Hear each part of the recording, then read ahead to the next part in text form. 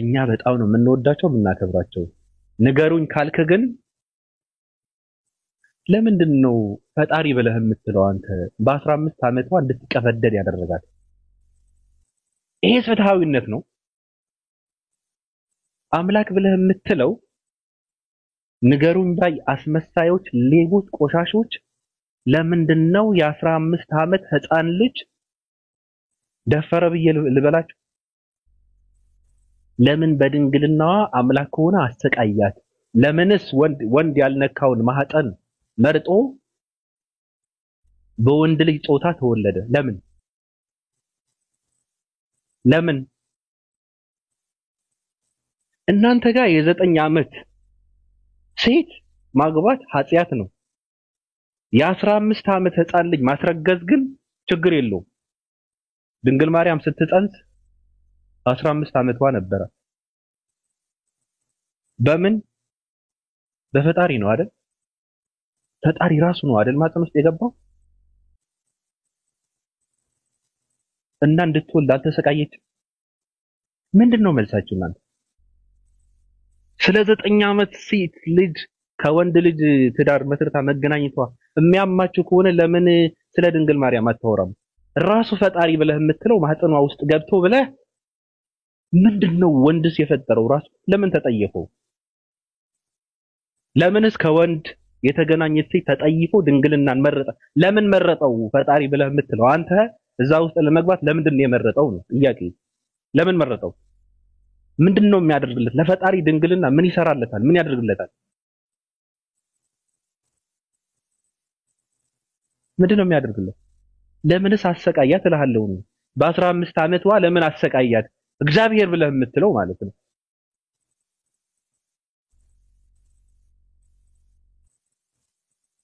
ለምንድነው በህፃንነቷ ፈጣሪ በሆዷ እንድትሸከም ያደረጋት? ራሱ ማለት በፍላጎቱ አስገድዶ። ለምንስ ወንድ ልጅ ተጠይፎ የወንድ ልጅ ጾታን ተሸክሞ ወጣ ነው የምልህ ነው።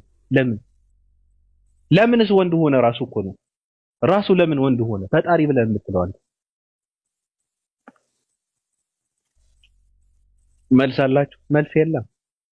ስለዚህ ስለ ሰዎች የምታወሩት ተውትና የራሳችሁን መልስ መልሱ። መጀመሪያ እናንተ ሰው አምላኪዎች፣ እናንተ መሀይማን፣ የግሪክ እና የሮምን ፖለቲካ የምታራምዱ መሀይማን በ21ኛው ክፍለ ዘመን ከ1000 ምናምን ዓመት በፊት የተፈበረከ የተሰራን ፖለቲካ የምታራምድ መሀይም ሰው አምላኪ መጀመሪያ ራሳችሁ ጋር ተገናኙ። እናንተ ስዕል አምላኪዎች፣ እናንተ የምትሳደቡት አንድም ሃይማኖት የለም። ካሁን በኋላ ትጨረገዳለህ። የለም፣ አይፈቀድም። ስለ የትኛውም የማንንም ነብይ የሚባል ስለ የትኛውም እምነትና ሃይማኖት መሳደብ አይፈቀድም። ሰው እያመለክ ወንድ ልጅ እያመለክ የወንድ ልጅ ጾታ ያለውን አምላክ ይበላህ እያልክ ስለማን ነው የምታወራው? በ10 ምናምን ዓመቷ ፈጣሪ ሆዷ ውስጥ ገባ እና በድንግልናዋ ተሰቃይታ ወለደችው ብላ እያልክ ስለ ሴት ልጆችን መብት ታወራለህ እንዴ? ሞራል የላችሁ።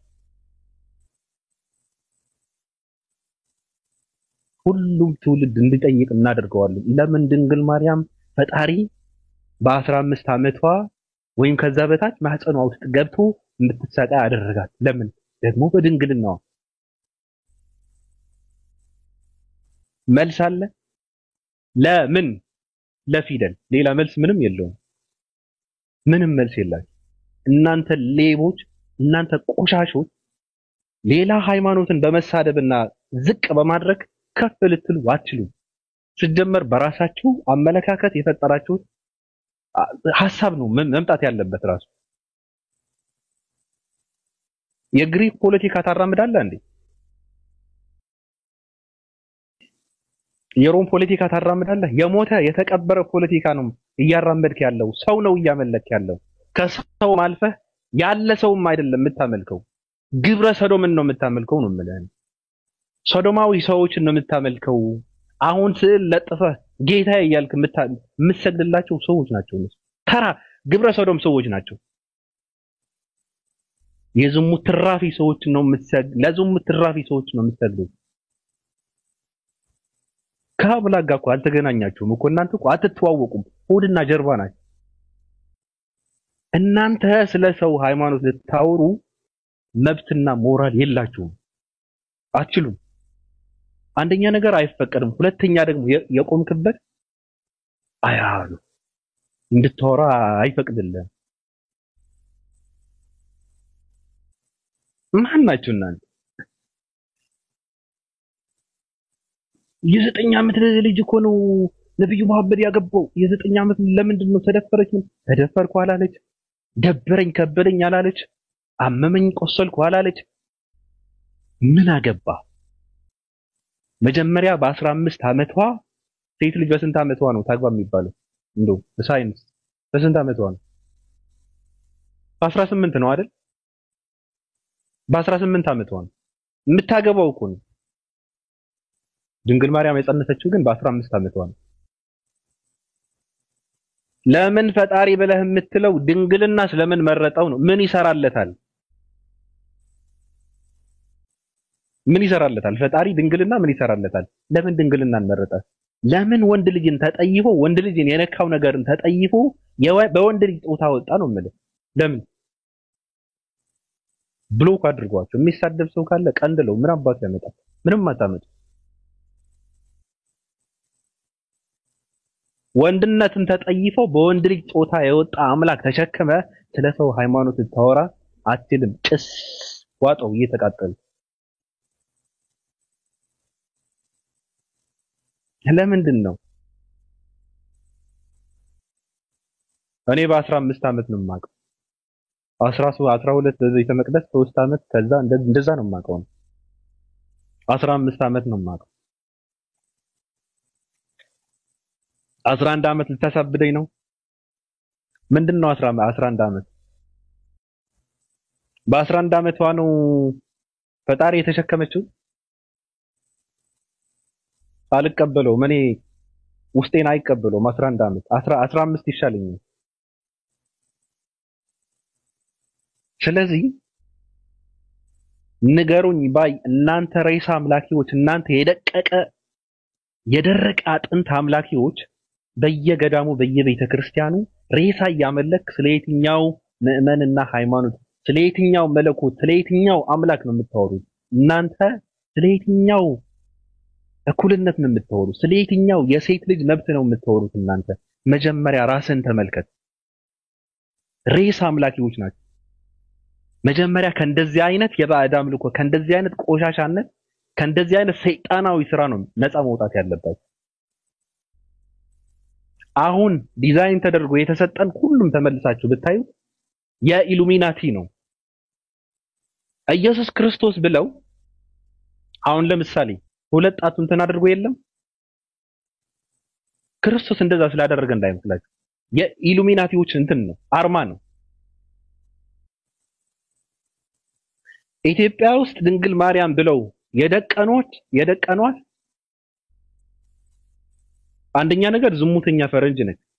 ሁለተኛ ደግሞ ትክክል ሌላ ሀገር ብትሄዱ፣ ከኢትዮጵያ ውጭ ብትሄዱ ድንግል ማርያም ተብላ የምትሰቀለው ኢትዮጵያ ውስጥ ሌላ ነች፣ አይደለችም። ሌላ ሀገር ሌላ ሰው ሆና ነው የምታገኘው። ሌላ ሀገር ቤተክርስቲያን ውስጥ ሌላ ሰው ሆና ነው የምታገኘው። በእውነት እኔ ስለማውቀው ነው። ሌላ ሀገር ሌላ ሰው ነች። ኢትዮጵያ ውስጥ ድንግል ማርያም የምትባለው ማለት ነው። ወደ ኋላ ተመልሰ ትክክለኛ ህይወቷ ብታጠናው ደግሞ ዝሙተኛ ሴት ነው የምታገኘው፣ ፈረንጅ። ከእንደዚህ አይነት ሰው ማምለክ ነፃ ካልወጣችሁ፣ እናንተና መጽሐፍ ቅዱስን ካልተገናኛችሁ ገና ትለጠለጣላችሁ። እናንተ ቆሻሾች፣ ሰው አምላኪዎች፣ ሬሳ አምላኪዎች፣ የፈርዖን ደቀ መዝሙሮች ናችሁ እኮ እናንተ። የሰይጣን አሽከሮች ናችሁ እናንተ። የዲያብሎስ ካድሬዎች ናችሁ እናንተ። በየትኛው በር ነው እናንተ? በየትኛው ስራችሁ፣ በየትኛው መለኮትነት፣ በየትኛው አምልኮ ነው እናንተ የዘላለም ህይወት የምትወርሱት? እናንተ ሌቦች! በየትኛው ሃይማኖትን በመሳደብ ሌላን በማንቋሸሽ በማሽቃበጥ ሰውን በማምለክ የግሪክና የሮምን ፖለቲካ እንትን በማድረግ ሰው ቀርጾ በሰጠን ስላሴ በመወናበድ በመጀዘብ በየትኛው ነው? አትተዋወቁም። አምላክ ጋር አትተዋወቁም። እናንተ አምልኮ የሚባለው ነገር እናንተ አታውቁትም። እናንተና መጽሐፍ ቅዱስ አታውቁትም። ክርስቶስ እናንተ አታውቁትም። እግዚአብሔር አምላክ እናንተ አታውቁትም። እናንተ የሲኦል ሲሳይ ናችሁ። እናንተ ህይወት አለኝ ብለህ የምትል ከሆነ ራስን እየሸወድክ ነው። እናንተ ግን ማንንም ላይ ፖለቲካ መስራት አትችልም። የትኛውም ምዕመንና ሃይማኖት እጅህን መቀሰር አትችልም። አርፈህ ትቀመጣለህ። ካልሆነ ግን ትለጠለጣለህ። ካልሆነ ግን ምላስህን ይገረዛል፣ ምላስህን ይቆረጣል። የለም አይፈቀድም። ስለ ሴቶች እኩልነት የምታወሩ ከሆነ መጀመሪያ ስለ ድንግል ማርያም ስለ በ10 ምናምን ዓመቷ እናንተ እንደምትሉት እኔ አላምንም። ፈጣሪ ድንግልናን መርጦ ወንድ ያልነካት በድንግልናዋ ማህፀኗ ውስጥ 9 ወር ቁጭ ብሎ ስለተወለደው ስለታመመችው ስለተሰቃየችው ድንግል ማርያም መጀመሪያ ስለሱ አውሩ። መጀመሪያ ስለሷ አውሩ። ምን አገባ አይሻ እያልክ ከሰው ጋር ስለተገናኘችው ወላጆቿ ፈቅደው ትዳር ስለመሰረተችው ነው የምታወሩት? ለምንድን ነው ፈጣሪ ብለህ የምትለው ድንግልናን የመረጠው ነው ጥያቄ። ለምን ምን ያደርግለታል? ለምንድን ነው ለምን በወንድ ልጅ የተነካች ሴት ይጠየፋል? እንደዛ ከሆነ ንጽህና ምናምን የምትል ከሆነ ለምን ራሱ የፈጠረው ለምንድን ነው የተጠየፈው? ለምን ወንድ የነካውን የማይፈልግ ከሆነ የሚጠየፍ ከሆነ ለምን በወንድ ልጅ ጾታ ተወለደ? ለምን ሰው ሆነ ነው? ለምን ስጋ ለበሰ? ለምን ይወለዳል? ፈጣሪ እኮ ነው። አዳምን ከጭቃ የፈጠረ ከአዳምን ሔዋንን የፈጠረ አምላክ ራሱ ድንግልን ፈልጎ የ10 ምናምን ዓመት ህፃን ልጅ ሆዷ ውስጥ ገብቶ ከ9 ወር በኋላ ተወለደ ምናምን። ለምንድን ነው? ውሸት ነው። ውሸት ነው። ሰማይና ምድርን የፈጠረ አምላክ እንደዛ ያድርግ። ከፈለገ በአንድ እንትን ሊያጠፋት የሚችል ዓለም ውስጥ በእንደዚህ አይነት የወረደና የቆሸሸ የተዋረደ ስራ አይገኝም። ይሄ የእናንተ ፍልስፍና የእናንተም አይደለም። እናንተ አሽቃባጮች የእናንተም አይደለም። እናንተ መመሪያ የላችሁም። ስለእናንተ አይደለም የሚያወራው መጽሐፍ ቅዱስ። የእናንተ አይደለም፣ ራሱ የእስራኤላውያን ነው። አይደለም፣ የኛ አይደለም። ለምንድን ነው የምታሽቃብጠው ነው? መመሪያ ምንድነው? ፈልግ። የለም። የሚሳደብ ሰው ካለ ቀንድለው። እኔ ገና ኮረንቲ ነው የማስጨበጣት። ምንም አታመጡ።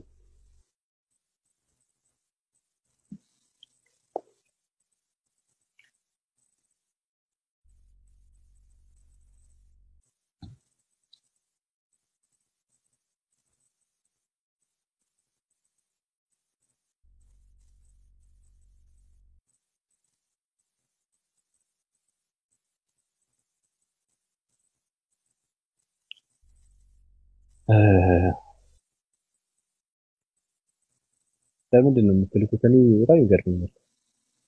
የሚቃወም ሰው ብቻ ነው መላክ የሚገባው። የሚቃወም ሰው ካለ ይላክ፣ ይግባ።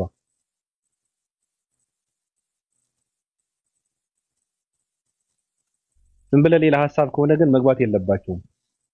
ጥያቄውን እኔ የማወራውን የሚቃወም ሰው ካለ መግባት አለበት። ሁለተኛ ደግሞ የሚፈቀድለት አካል የለም። እኔ ሳወራ የሚፈቀድለት አካል የለም። እኔ ብቻ ነኝ ማውራት ያለብኝ። ኃላፊነቱን የምወስደው እኔ ነኝ። መጠየቅ ካለብኝ የምጠየቀው እኔ ነኝ። ስለዚህ ዝም ብላችሁ ገስ እንትን ስለሆነ ብቻ መላክ የለባችሁ። ሰው ካላወራስ ለምን ይገባል? የማታወራ ከሆነ ለምን ትገባለህ? ምን ይሰራልሃል? እናንተና ቁጭ ብለው ነበረ ሲሰደብ እንዲባል ነው። መጀመሪያ ነፃ መሆን አለባችሁ። የሆነ ቦታ ላይ ከሆነ ያላችሁት እንድትገቡ አይፈቀድም። አንደኛ ነገር ለምትከተሉት ሃይማኖት፣ ከየትኛውም ሃይማኖት ክብር እናንተ መስጠት አለበት። ስለዚህ ምንድነው ኢትዮጵያ ውስጥ አጥንት ይመለካል። በየገዳሙ አጥንቶች አሉ። የሰው ትልልቅ አባቶች በቃ እነዚህ እኮ ጻድቅ ነበሩ ምናምን እየተባለ አጥንት አለ። አጥንት እየተቆጠረ አጥንት አለ። ጻድቅ ነበር እየተባለ እንጸድቅበታለን እየተባለ አጥንት ይመለካል። ለአጥንት ይሰገዳል ነው ማለት። ለሬሳ ነው የሚሰገደው። የግብረ ሰዶም እና የሊዝቢያን እንትን ሰዎች ሴቶች ስዕል ይመለካል ኢትዮጵያ ውስጥ እንደነገርኳችሁ ነው። የግብረ ሰዶም ሰዎች ስዕል ይመለካል ኢትዮጵያ ውስጥ። የሊዝቢያን ሰዎች አይታወቁም እኮ ፈረንጅ ናቸው። መቼ ነው የመጣው ብላችሁ ጠይቁ። ስዕላትን የመጣው መቼ ነው? ማን ያሳላቸው? መልስ እኮ የለም። ማን የሳላቸው? ትክክለኛ ስዕላቸው አለ ወይ ተብሎ ሲባል አይታወቅም። የተሳለው ከምንድን ነው? የነጮች እኮ ነው። ነጮችን ነው እኛ ሊያጀዝቡ ሊያደድቡ የሰጡን። መሰረቱ ራሱ ፍልስፍና ፖለቲካ ነው። የግሪክ ፖለቲካ ነው። አንድ ጳውሎስ የሚባል ሰው የፈለፈሰው ፍልስፍና ነው። በጣም በፖለቲካ የጤዘ ሰው ነበረ እንትና ጳውሎስ። ግሪካውያንና ሮማውያንን በነበሩበት ስፍራ ላይ ቁጭ ብሎ በደንብ አድርገው ያስተማሩት የተማረ ሰው ነው። ፖለቲካ በደንብ ይችልበታል። ከዛ ከአስራ ምናምን በላይ መጽሐፍትን ጽፎ አንዳንዴ ከፈለገ ኢየሱስን እንትን ያደርገዋል፣ ከፈለገ እግዚአብሔርን ይቃወማል። እንደፈለገ አድርጎ ቼንጅ አደረገው። ከዛ ሰው ሐዋርያው ጳውሎስ እያለ ይከተለዋል። ማነው ሐዋርያው? ሐዋርያው ጳውሎስ አይደለም። ጳውሎስ ሐዋርያ አይደለም። ሐዋርያነት ዝም ብለህ በራስህ እንትን የምታደርገው ነገር አይደለም። ሐዋርያዬ ነህ ብሎ ካልሸመው ኢየሱስ ክርስቶስ ሐዋርያነት ከየት ነው ያመጣው? ማን የሸለም? ከየት ነው ያመጣው? ማን ሰጠው? ከየትም። ራሱ በራሱ ቁጭ ሐዋርያ ነኝ ብሎ ቁጭ አድርጎ ህዝብን ያጀዝባል። ማን ነው?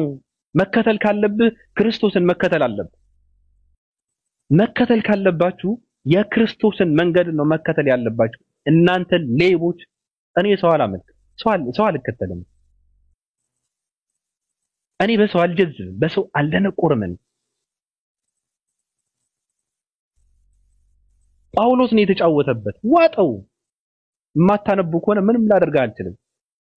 ስንት ወንጌል ነው ያለው? ሉቃስ፣ ዮሐንስ ምናምን እያለ ማቴዎስ ማለት። ጳውሎስ የሚባል አንድ ሰው ግን ከአስራ ምናምን በላይ መጽሐፍትን ነው የጻፈው።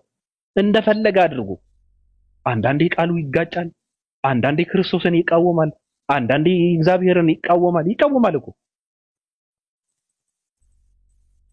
ይሄ ሰው እየተከተልክ ነው ክርስቲያን ነኝ የምትለኝ? ገና ክርስቶስ ጋር ሳትደርስ ነው ክርስቲያን ነኝ የምትለኝ? በክርስቶስ ሐዋርያነትን ያልተሰጠው አንድ ሰው ሐዋርያ ነው ብለህ እያልክ ነው እኔ ጋር የምታወራው?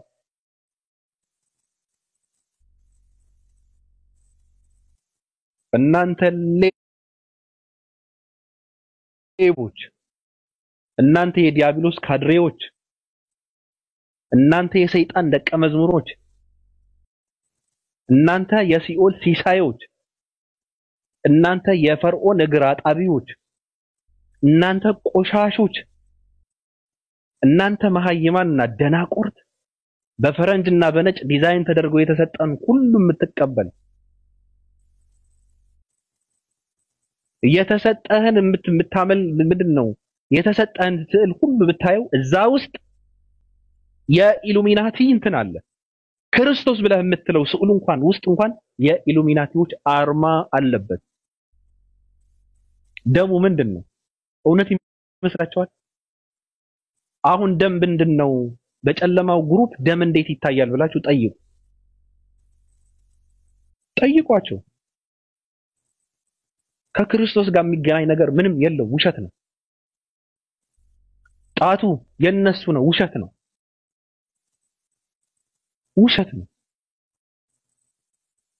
ከዛ በኋላ ደግሞ ምንድነው የሚያደርጉት? ከዛ በፊት የነበረ አሁን የነ ሙሴ የነ ምናምን አርማ ካለ የራሳቸውን ያደርጉት እነሱ። ለምን? ትውልድ እንዳይከተለው ነው።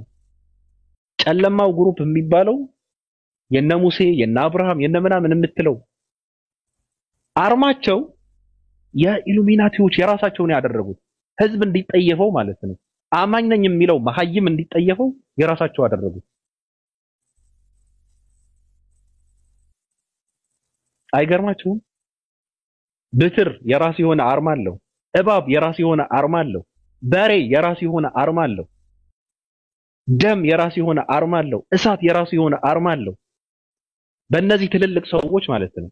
በሃይማኖተኞች የራሱ የሆነ ትርጉም የሚሰጠው የራሱ የሆነ ትርጉም አለው። እነሱ ግን የራሳቸው አርማ አደረጉ።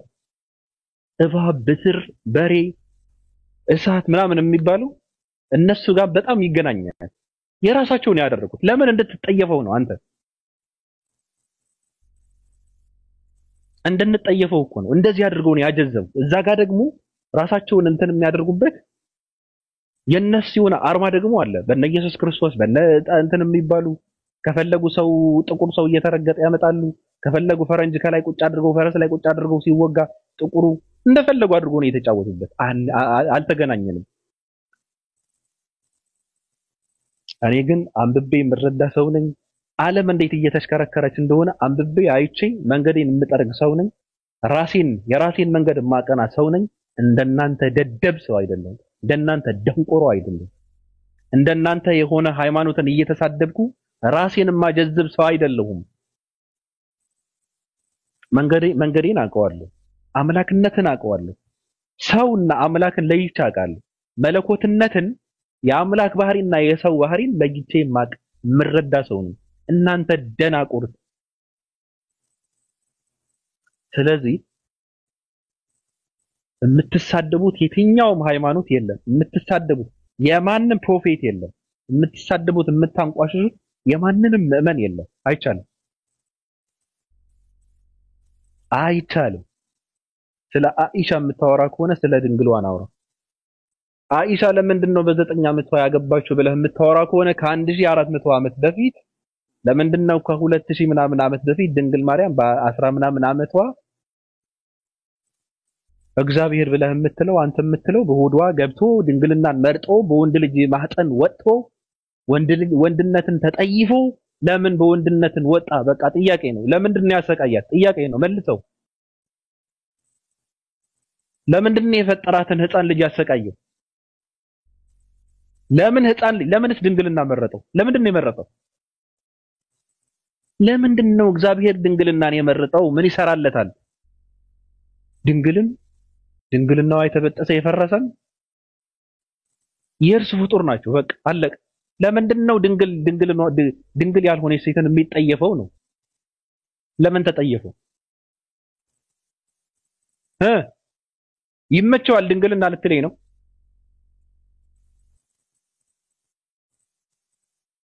እናንተ በምትሄዱበት ልክ ሰው ከሄደ እናንተ ውስጥ ስንት ጉድ ነው ያለው? የእናንተ ጓዳ የተሸከመው ብዙ ጉድ ስላለ እሱን እንዳይወጣ ዝም ብላችሁ ስብከት መጽሐፍ ቅዱስን ብቻ ነው ማስተማር ያለበት። ትውልድ ካለበት ጥመት ካለበት ድንቁርና ካለበት ጥላቻ ወንጌልን አስተምሩት፣ መጽሐፍ ቅዱስን አስተምረው ስበኩት። እነንትና እንደፈለጉ ይሁኑ። ምን አገባ ስለነንትና? ምንድነው የሚያገባቸው ስለነንትና? ምንድነው የሚያገባቸው ስለነንትና ሚስት ስለነንትና ነብይ? ምን ያገባቸዋል? ምን ያገባ አንተ? በግድ ተከተለው ያለ ሰው አለ? ካልፈለግ ካለ መከተል ነው። ያስገደደ ሰው የለም። የምትከተለውን ነው። ስለሱ መረዳት አለብህ መጀመሪያ ነው። አንተ የተሸከምከውን መጽሐፍ በእርግጥ ማንነቱ ያልታወቀ መጽሐፍ ተሸክመ እየተንገራገድክ ስለነንትና በእነንትና መሳደብ በእነንትና ስድብ ውስጥ እነንትናን እያንቋሸሽክ ያንተ እውነት የምታደርገው ሃይማኖት አይኖርም። ይፈተሻል። አሁን ይታያል። አሁንም መጽሐፍ ቅዱስ ይታያል። ንጽጽር የሚባለው ነገር እንዲጠፋ ነው አይደል የምትሰሩ? ንጽጽር የሚባለው ነገር እንዲጠፋ ነው አይደል? እንዲቀር ነው አይደል የምትሰሩት የምትጥሩት? ትውልድ ከእውቀት እና ከንግግር ሜዳ ልታርቁት ነው። በጥላቻ መርዛችሁ ልታጠፉት ነው፣ ልታስቀሩት ነው። አይቻልም። ይቀጥላል። የፈለከውን ብታድር እንደፈለከው ብትሳደብ አይቻልም፣ አይቀርም። ገና ይገለጣል መጽሐፍ ቅዱስ። ስለዚህ አንተም ወደ መጽሐፍ ቅዱስ ተመልሰህ እዛ ጋር የሚመላለሱ ሰዎች እንዴት አድርገህ ማስተናገድ እንዳለብህ መጀመሪያ መሰልጠንና ማወቅ ያለብህ አንተ ነህ። ውጣ ከስድብ። ምን አገባ? ሙስሊሞች እንዲህ ናቸው፣ ነብዩ መሐመድ እንዲህ ናቸው፣ እስልምና በውሸት ነው የሚቀጥለው፣ እስልምና ሴቶች መብት የላቸው። ምን አገባ? እስልምና እንደዚህ ነው እያልክ እያስፈራራ ትውልድ እዛ ጋር እንዳይገባ ነው። ሌላ ምንም ምክንያት የለም። ምን ምክንያት አለ? ምን አገባችሁ? ካልሆነ ስለራሳችሁ ሃይማኖት ነው መስበክ ያለባችሁ። እናንተ ሌቦች ስለራስህ ሃይማኖት ነው መስበክ ያለብህ። ስለ ድንግል ማርያም እንዳይወራ ነው ስለ አይሻ የምታወራው ሁሌ። ስለ ርብቃ እንዳይወራ ነው ስለ አይሻ የምታወራው። ገና ይወራልሃል። እኩል ለማድረግ ነው። አይሆንም። በቃ አንተ ጋር ያለው አምላክ ሰው ሆነ የሚለው ያንተ መሰረት ነው። እናንተ ጋር አምላካቸው እጅ አለው፣ እግር አለው፣ ምናምን አለው፣ ልብስ አለው። የለም፣ አይቻልም። እኩል ለማድረግ ነው። ከዛ እንደፈለክ ልትሆን ነው። ስለምትሸማቀቅበት እኮ ነው። አምላክ ሰው ሆነ የሚለውን ስለምትሸማቀቅበት የእነንትናም እንዳንተ አይነት ልታደርግ እኮ ነው። እንዳንተ በቃ አምላክም ሰው ነው ልትል ነው። አይቻልም፣ አይሆንም። እናንተ ጋር ያለው አምላክ ሰው ሆነ የሚለው። ስለዚህ የምትጠየቅ ከሆነ እሱ ነው መመለስ ያለብህ መጀመሪያ። የምትጠየቀውን መልስ መጀመሪያ። ክርስትና ውስጥ ሰው እንዴት አምላክ እንዴት ሰው ይሆናል? ለምንድነው አምላክ በወንድ ልጅ ቅርጽና እንትን የተወለደው ተብሎ ሲጠይቅ እናንተም እኮ እንደዚህ ነው ይላል። ስላሴ የሚባለው ነገር እኮ ማንም የሚገባው ሰው የለም፣ ትክክል አይደለም፣ መጽሐፍ ቅዱሳዊ መሰረትም የለውም ተብሎ ሲባሉ እናንተ ጋር እኮ እኛ እያለን ነው የሚያወራው፣ እናንተ ጋርም ስላሴ አለ ከአንድ በላይ እንዳለ ነው የሚያሳየው ይላል። ግን እኮ አንዳንዱ ደግሞ አለፍ ብሎ ግን እኮ አንድም እኮ ቁጥር ነው፣ ለምን አንድ ሆነ ይላል። እና ስንት ይሁን ምን ይሁን አንድ ለምን ሆነ የምትል ከሆነ ለምን ኖረ ነው። በቃ ኤቲስት እየሆንክ ነው። አንድ ለምን ሆነ የምትል ከሆነ በቃ ሰው ሁሉ አምላክ ነው ማለት ነው። ብዙ መሆን ካለበት፣ ካልሆነ ደግሞ በቃ አምላክ የለም እያልክ ነው። እናንተ ደንቆሮች። የለም ስላሴን በሌላ ሃይማኖት ውስጥ መፈለግ፣ የክርስቶስ ስቅለትን በሌላ ሃይማኖት ውስጥ መፈለግ በራሳቸውን ማስረዳት ሲያቅታቸው እኮ ነው እኩል ሊያደርጉት። የኛ እግር አለው፣ የኛ አምላክ ጾታው ወንድ ነው እና የእናንተም እኮ እንደዚህ ነገር አለው ይላል። የእናንተ አምላክ እኮ እግር አለው፣ እጅ አለው ምናምን ይላል። ይሄ በጣም ይገርመኛል። በጣም ነው የምሰቀው እንዴ! ሙሉ እኮ ነው ሙሉ ፍጹም ሰው የሚባለው አምላክ እያመለክ የእናንተና እግር አለው፣ እጅ አለው ቢኖረውስ ምን ልትሆን ነው? ቀኝ እጅ አለው፣ ሁለት ቀኝ እጅ አለው ምናምን ቢኖረውስ ነው የምልህ እኔ። ምን ልትሆን ነው? ሰው ነው እያመለክ ያለው እኮ። ያንተ ፍጹም ሰው የሚባል የሚራብ፣ የሚበላ፣ የሚጠጣ፣ የሚተኛ፣ የሚደክም፣ የሚያርፍ፣ የሚንቀሳቀስ፣ የሚመላለስ፣ የሚጠፋ ህፃን ልጅ የደከመ ምናምን የሚባል ብዙ የሰው ልጅ ባህሪ የሚገልጸው አምላክ ተሸክመ ስለእናንተና ታወራለህ። አታፍሩ? አትሸማቀቁም? እናንተ ቆሻሾች። ቀጥ ብለህ ዝም ብለህ ሃይማኖትን ነው መስበክ ያለብህ። አይቻልም። ገና ዘረግፍልሃለሁ። ብዙ ጉድ አለ። ጉድ እንዳይወጣ ነው አይደል እንደዚህ የምታደርጉት? ይወጣል። እናንተ መቼም አታቆሙም። እናንተ አፋችሁ በከፈታችሁ ቁጥር ደግሞ እኛ እጥፍ አድርገን ነው የምናወራው። ወንድ ልጅ ፐሬድ የሚያይበት ሃይማኖት እየተከተልክ ስለ ሴቶች ሃይማኖት ታወራለህ። ወንድ ልጅ እኮ ነው። ሴቶች ተሳስመው ልጅ የሚወልዱበትን ሃይማኖት እየተከተልክ ስለ ሰዎች ሃይማኖት ታወራለህ። ኢየሱስ ክርስቶስ ከንፈሬን ገልጭጮ ፌንት አስነቀለኝ የሚል ሃይማኖት እየተከተልክ ስለ ሰዎች ሃይማኖት ታወራለህ። የድንግል ማርያም ጡት እነ ክርስቶስ ሰምራ ሲያልቡትና ሲጠቡት ነበር እያልክ የሚለውን ሃይማኖት እየተከተልክ ስለ ሰዎች ሃይማኖት ልታወሩ እናንተ ቆሻሾች። ሰይጣን ከሰው ጋር እያወራ ነበረ እና ለሰይጣን ጋር ምክክር ያደረገ ጻድቅ አባት አለ ብለህ እያወራ ስለ ሰው ሃይማኖት ልታወራ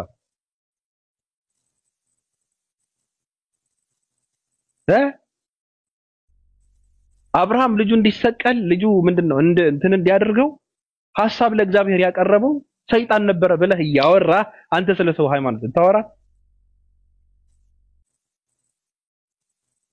ኢየሱስ ክርስቶስ እንዲሰቀል ለኛ የተሰቀለው ኢየሱስ የሚባለው እንዲሰቀል ዋና ሚና የተጫወተው ሰይጣን ነው ብለህ እያልክ ይሄ ጥያቄ ሳትመልስ ስለ ሰዎች ሃይማኖት ታወራላችሁ እንዴ እናንተ?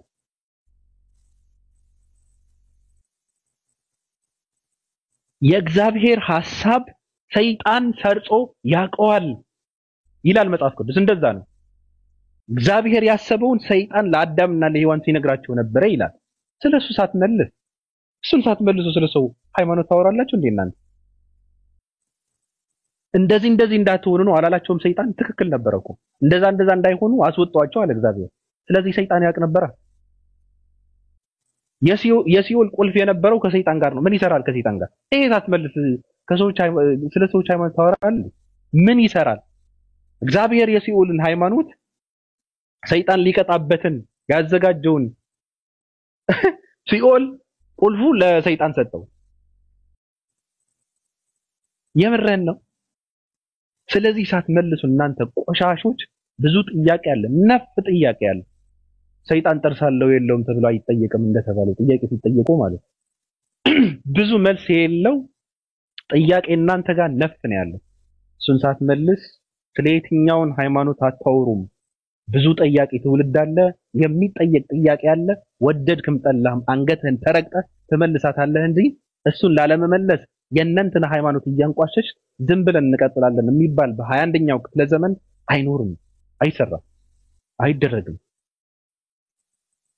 እኛ በህይወት እስካለን እናንተ ጓዳ ውስጥ ያለው ጉድ ገና ይዘረገፋል፣ ይነገራል። ወደድክም ጠላህም እየመረረ ጭስ እየጨስ ትሰማዋለህ፣ ታዳምጠዋለህ፣ ይነገራል ነው።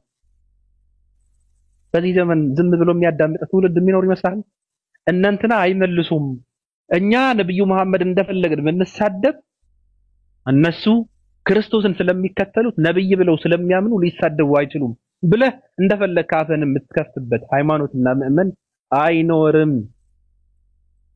እኔ ለጠልጣለሁ፣ እኔ ቸነክርልሃለሁ፣ እኔ አጋልጣለሁ።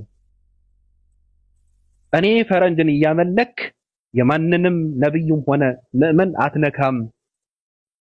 የነጮችን ፖለቲካ እያራመድክ የሞተ እኮ ነው። በቃ ከሺህ ምናምን ዓመት በፊት የነበረ ፖለቲካ ነው የምታራምዱት እናንተ ደናቁር። ክርስቶስ እንዳያመልኩ እግዚአብሔር እንዳያመልኩ በክርስቶስ ታሰሩ። ክርስቶስ እንዳያመልኩ በጳውሎስ ታሰሩ። ጳውሎስ እንትን እንዳያደርጉ ድንግሏን መጣት። ድንግሏ እንድትረሳ ምንድነው ጻድቅ የሚባሉ አባቶች መጡ። እነሱ እንትን ለማድረግ ደግሞ አባቶች መጡ።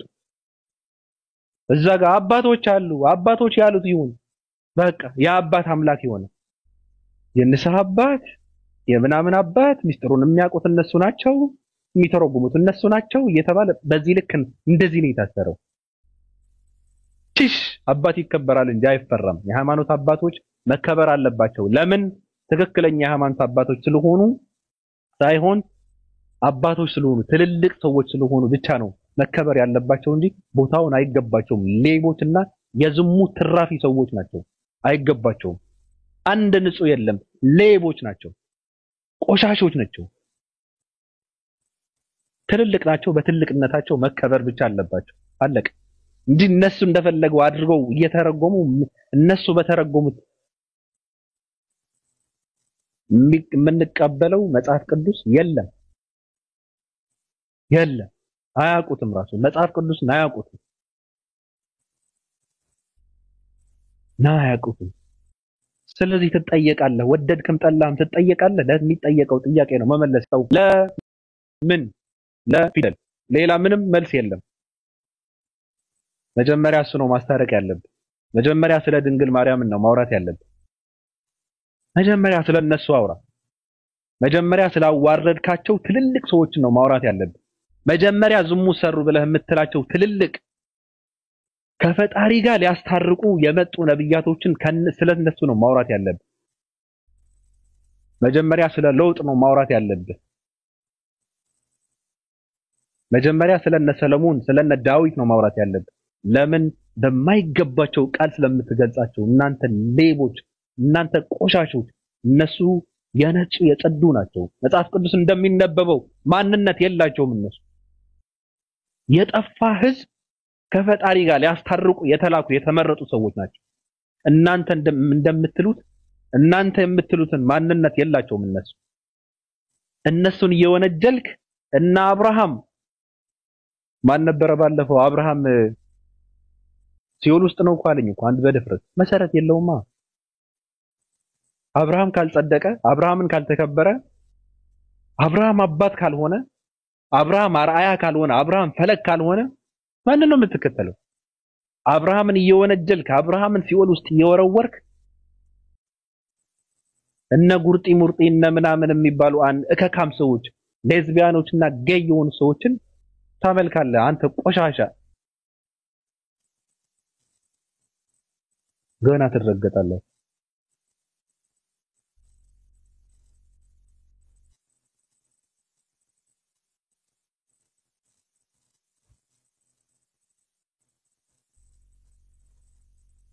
ኦኬ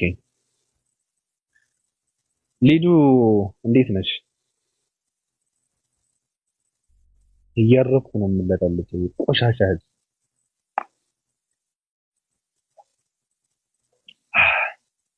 ሊዱ አለሽ?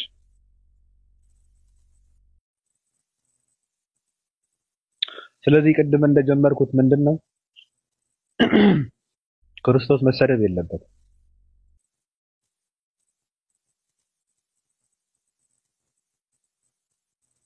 ክርስቶስ መሰደብ የለበትም። ድንግል ማርያምን መሰደብ የለባትም።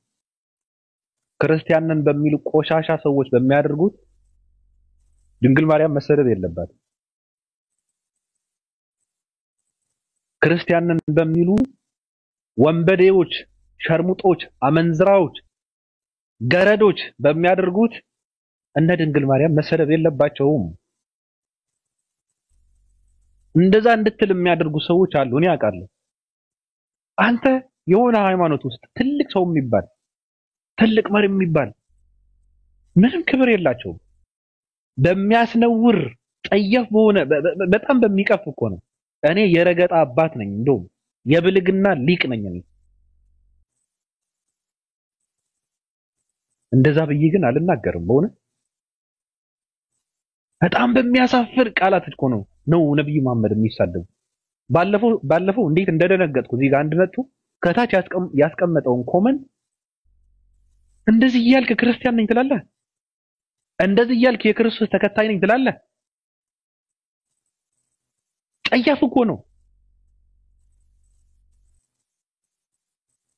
እነዚህ ሰዎች ክርስቲያን አይደሉም። እነዚህ ሰዎች የሰይጣን መንፈስ የተናወጠባቸው ናቸው። ቆሻሻ ናቸው። ክርስትና ጋር በፍጹም የማይተዋወቁ ሰዎች ናቸው። ወደዳችሁም ጠላችሁም ነብዩ መሐመድ በእናንተ ልሳን የሚነሱ ሰው አይደሉም። ወደዳችሁም ጠላችሁም ነብዩ መሐመድ በእናንተ ክብር ብታከብሯቸው ነበር የሚገርመኝ ነው። ለታቁማ አታነቡማ። ስነ ምግባር ማለት ጽዳት ማለት ምን ማለት እንደሆነ ቦታ የለውማ።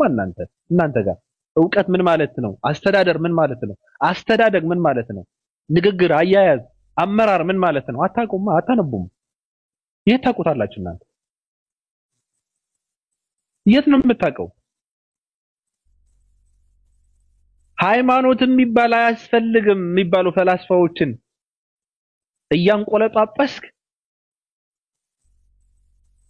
ክርስቶስን በጣም አከብረዋለሁ እናቱን በጣም ንጽሕት ነች የሚሉ ሰው እያንቋሸሽክ ትውላለህ። እናንተ የምታንቆለጳጵሷቸው ፈላስፋ አዋቂና ምን የሚባሉ ሰዎች ስለ ክርስቶስ ቢጠየቁ አንድ ደንቆሮ መሐይም ነበረ ይሏቸዋል። እንደዛ ነው የሚሏቸው። ለምንድን ነው ስለዚህ ያልተናገረው? ዝም ብሎ ነው እንደዚህ ህዝብን ያጀዘበው ምናምን ብለው እንደዛ ይሏቸዋል። ክርስቶስ ግን ድንቅ ፍጡር ነበረ፣ በጣም በንጽህና የተወለደ ነው፣ እናቱም በጣም የተከበረች ነው የሚሉ ሰው ግን እያንቋሸሽክ ትውላለህ። እናንተ ቆሻሻ ናችሁ፣ አታነቡም። ብታከብሯቸው ነበር የሚገርሙ አንባቢ ሰው ነው የሚያከብሯቸው። ዕውቀት ያለው ሰው ነው የሚያከብራቸው። መጽሐፍን የሚያገለባብጥ ሰው ነው የሚያከብራቸው። ጽዳትን የሚወድ ሰው ነው የሚያከብራቸው። ለዕውቀት ቦታ ያለው ሰው አይምሮውን የሚሰራ ሰው ነው የሚያከብራቸው። እንደናንተ ቆሻሻ ከነ ቆሻሻችሁ ብታከብሯቸው እኔ ይገርመኛል። ቄጣችሁ ውስጥ ከነ ተቀረቀረው አራችሁን ብታከብሯቸው እኔ ይገርመኛል። ስለ ጽዳት እያወሩ ጭስ ዋጠው አጨሳለሁ ገና ኮረንት ትጨብጣላችሁ። ቄጡም ማይታጠብ ሰው ነብዩ መሐመድን ሊያከብር አይችልም። ቢያከብራቸው እኔ ይቀየማል። ስለ ጽዳት ነዋ። የጽዳት አርአያ ናቸዋ። የጽዳት ተምሳሌት ናቸዋ። ምን ልትሆን ነው? እንደዚህ ነው። ና እንደዚህ እያደረኩ ነው ማባረርህ። ና ውጣ፣ ሂድ። ብሎክ አድርጓቸው። የሚሳደብ ሰው ብሎክ አድርጉ። ቄጡን የማይጠርግ ሰው ነብዩ መሐመድ ሊያከብር አይችልም። አይችልም። ማንነትህ እኮ ነው፣ አንተን አይደለም፣ ወድህ አይደለም። ሰይጣን የተናወጠው ሰው ስለ ሰው ነብይ፣ ስለ ሰው ሃይማኖት ምንም ደንታ የለውም። ሰይጣንና ዓላማ ምንድነው? ማሳሳት ነው።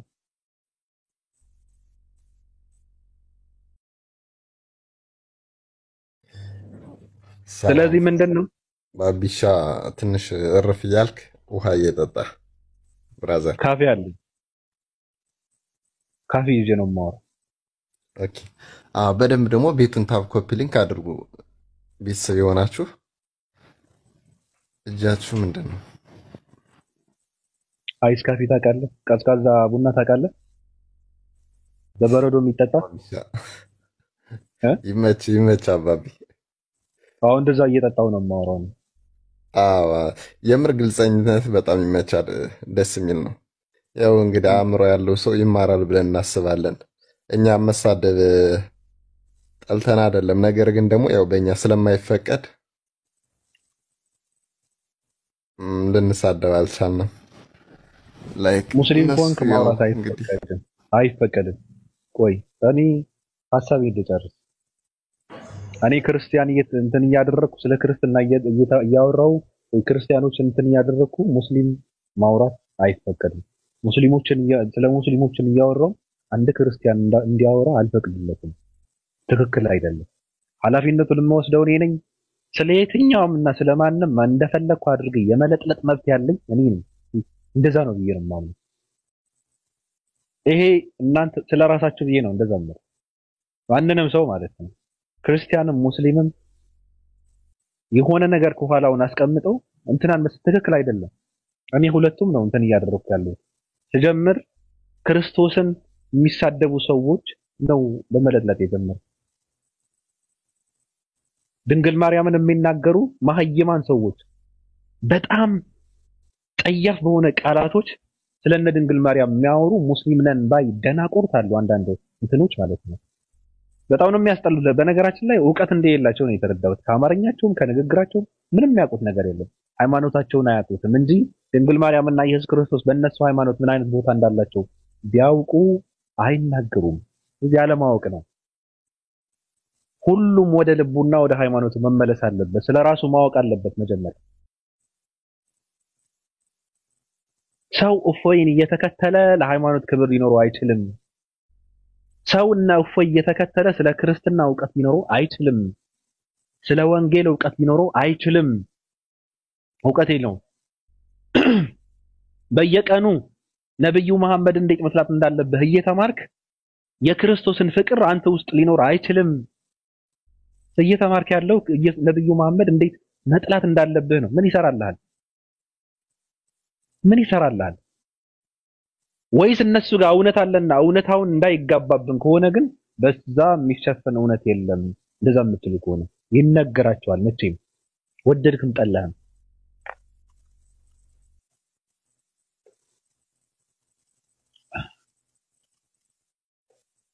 ሊዷልሽ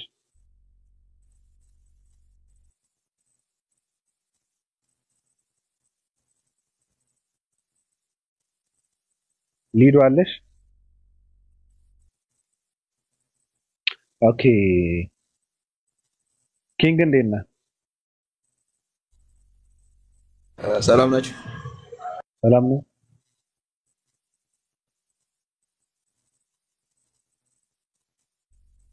እንዴት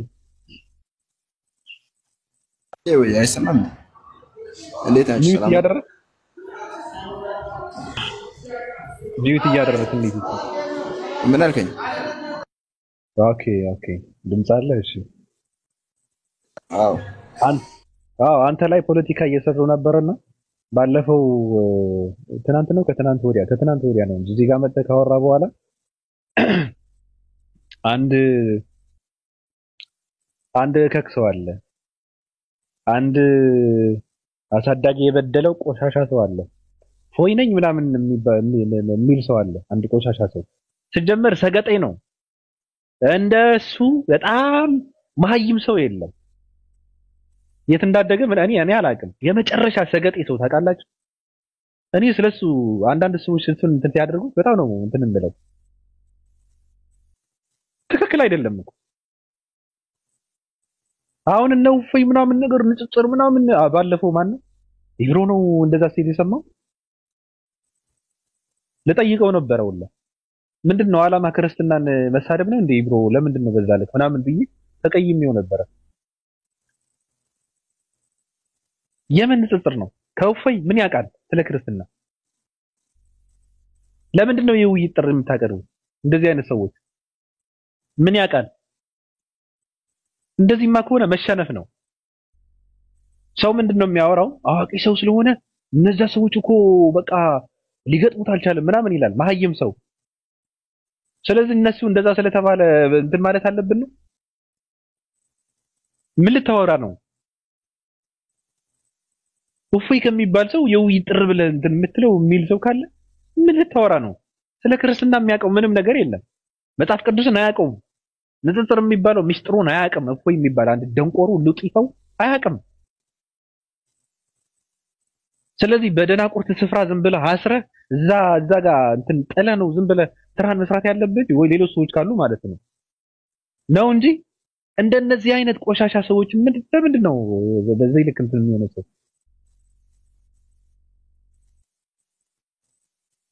ወይስ ሰው የሚያወራው እውነት ነው ብላችሁ ስለምታምኑ ነው? አንዳንድ ገረድና ገርዳሜ ሰዎች ባለፈው በድንግል ማርያም ስም ስለማለ በቃ ካንተ ጋር ሊያወራ ይችላል ብላ አንድ ቆሻሻ ሴት፣ አንድ ገረድ ሴት፣ አንድ መረን ሴት፣ አንድ ቆሻሻ ሴት ወሂድ ጋር ገብታ ከውፎይ ጋር ታወራለህ ወይ? አይሳደብም። ከውፎይ ጋር ደረጃውን ከፍ ለማድረግ እኮ ነው የሱ ሙስሊም ነኝ ምናምን ብላ ነው የምታወራው። አንቺን ብለው ሙስሊም፣ አንቺን ብለው አዋቂ፣ አንቺ ቆሻሻ ገረድ፣ አንቺ መግል ቅርናታሞች ናቸው እንደዚህ አይነት ሰዎች። የሱን ደረጃ ከፍ ለማድረግ ነው። ከማንም ውዳቂ ሰው ጋር ለምን ያወራል? እንደዚህ አይነት ትልልቅ ሰዎች ዝም ብላችሁ ነው እንዴ የምትነዱት? ናፍቆናል ምናምን ነገር በቃ ሙስሊሞቹ እኮ ንጽጽር የሚያደርጉት ነገር እምቢ አሉ እኮ ሙስሊሞች ምናምን ይላሉ አንዳንድ እውቀት የሌላቸው ሰዎች። አንድ የቀረና ቅርናታም ሰው እዚህ ጋር ያሉ ቆሻሻ ሰዎች፣ እዚህ ጋር ያሉ ውዳቂ ሰዎች፣ እዚህ ጋር ያሉ ቁጫጭ ሰዎች ጋር ለምን አትወሩ? ምን አገባችሁ? እንዴት ማውራት እንዳለባቸው የሚያውቁት እነሱ ናቸው። ራሳቸውን ጥር የሚያደርጉ ሰዎች ካሉ ግን ተሳስተዋል። አንድ የወደቀ አንድ የቀረና ክርስቲያኖችን እየበደለ ያለው ወንጌልን እንዳያውቁ በሙስሊም ጥላቻ ሰውን እያሳበደ ያለው አንድ ደደብ ሰው እንትን ማድረግ አለብህ እያላችሁ ደረጃውን ከፍ የምታደርጉት ከሆነ ተሳስታችኋል። ስህተት ነው።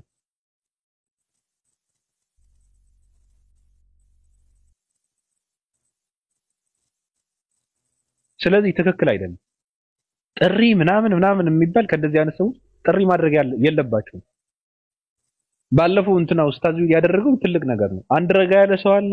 ረጋ ያለ ሰው ነው እውቀት ያለው ሰው ነው። በቃ ረጋ ብሎ ሊያወራ የሚችል ሰው ነው። እናንተና አሉ እና ኃይልሽ አሉ እኮ ኃይል ዮሐንስ አሉ ረጋ ያሉ ሰዎች ናቸው። እነሱ ጋር ማውራት ይቻላል። በሐሳብ ነው የሚያምኑት እነሱ። ሌሎችም አሉ እንጂ እዚህ ጋር ላሉ ሰዎች ደረጃቸውን ከማን ጋር አውርተን ነው ደረጃችንን ከፍ የምናደርገው ብለው የሚያስቡ የወደቁ ሰዎች መረሳት ነው ያለባቸው። እነዚህ መጣል መባረር ነው ያለባቸው። ቦታውን አይመጥናቸውም እነዚህ ሰዎች። እነዚህ ጋር ማውራት ትክክል አይደለም። ዝም ብለህ ስራን መስራት ነው።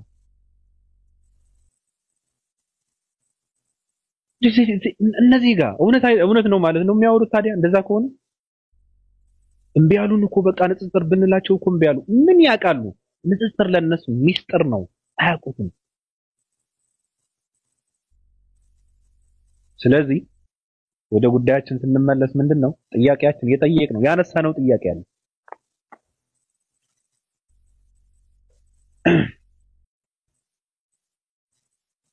ደረመናም ዓለም ከፍ ዝቅ ብትል ሙስሊም አልሆንም ማለት አግኝተህ ነው አግኝተህ ነው። አህያና ዶሮ እያስከተልክ ትኖራታለህ።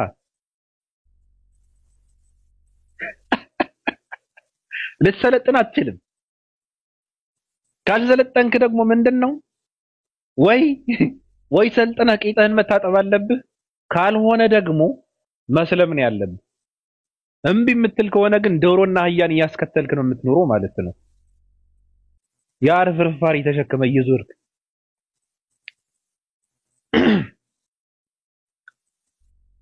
በ21ኛው ክፍለ ዘመን ቂጣጣቢ ብሎ የሚሳደቡ እኮ ናቸው እነዚህ ሰዎች። እኔ በጣም እኮ ነው የሚገርም። ቂጣጣቢ ምናምን ብሎ ሊያሸማቀቁ እኮ ነው ይሳደባሉ። አህያና ዶሮን እያስከተልክ ትኖራታለህ። እናንተ መግል ቅርናታሙ። ጥያቄያችን ምንድነው? አንድ ጥያቄ ነው፣ እንቀጥልበታለን። በየቀኑ አዲስ ጥያቄ ይመጣል። ለምንድነው እግዚአብሔር ድንግልናን የመረጠው? ለምንድነው እግዚአብሔር ድንግል ሴትን መርጦ ማህፀኗ ውስጥ 9 ወር መቆየት ያስፈለገው? ለምንድነው ወንድ ልጅ ጋር የተገናኘች ሴት ልጅ የተጠየፈው? ለምንድነው በዚህ ልክ ወንድነትን ያስጠላው? ለምንስ መጨረሻ ላይ በወንድ ልጅ ጾታ ተወለደ? ጥያቄያችን ነው። ለምን በ15 ዓመቷ ከፈለጋችሁ 11 12 አድርጉት፣ እኔም ማውቀው 15 ነው። ለምንድነው ፈጣሪ እንድትሸከም ያደረጋት? በህፃንነቷ ስለ 9 ዓመት ስታወሩ እናንተ 15 ዓመት ትልቅ ሴት ናት እንዴ? ወለደች እኮ ነው እየተባለ ያለው። በምን በድንግልና ወለደች ነው እኮ እየተባልክ ያለው።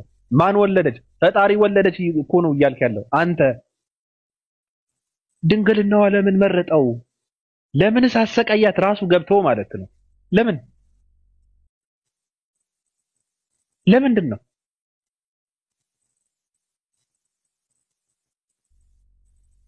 አዳምን አሳስታ ቅጣቷ ምንድነው? በምትወልድበት ጊዜ ስቃይዋ እንዲበዛ። ከዛ ደግሞ ከሴቶች ማለት አንዷን መረጠና ራሱ በመግባት ማህፀኗ ውስጥ አሰቃያት እያልከኝ ነው? እንደዛ ነው። ስቃይሽ ይበረታል ብሎ የረገማትን ሴት ማህፀኗ ውስጥ ገብቶ በህፃንነቷ እንድትሰቃይ ያደረጋት እያልከኝ ነው? ራሱ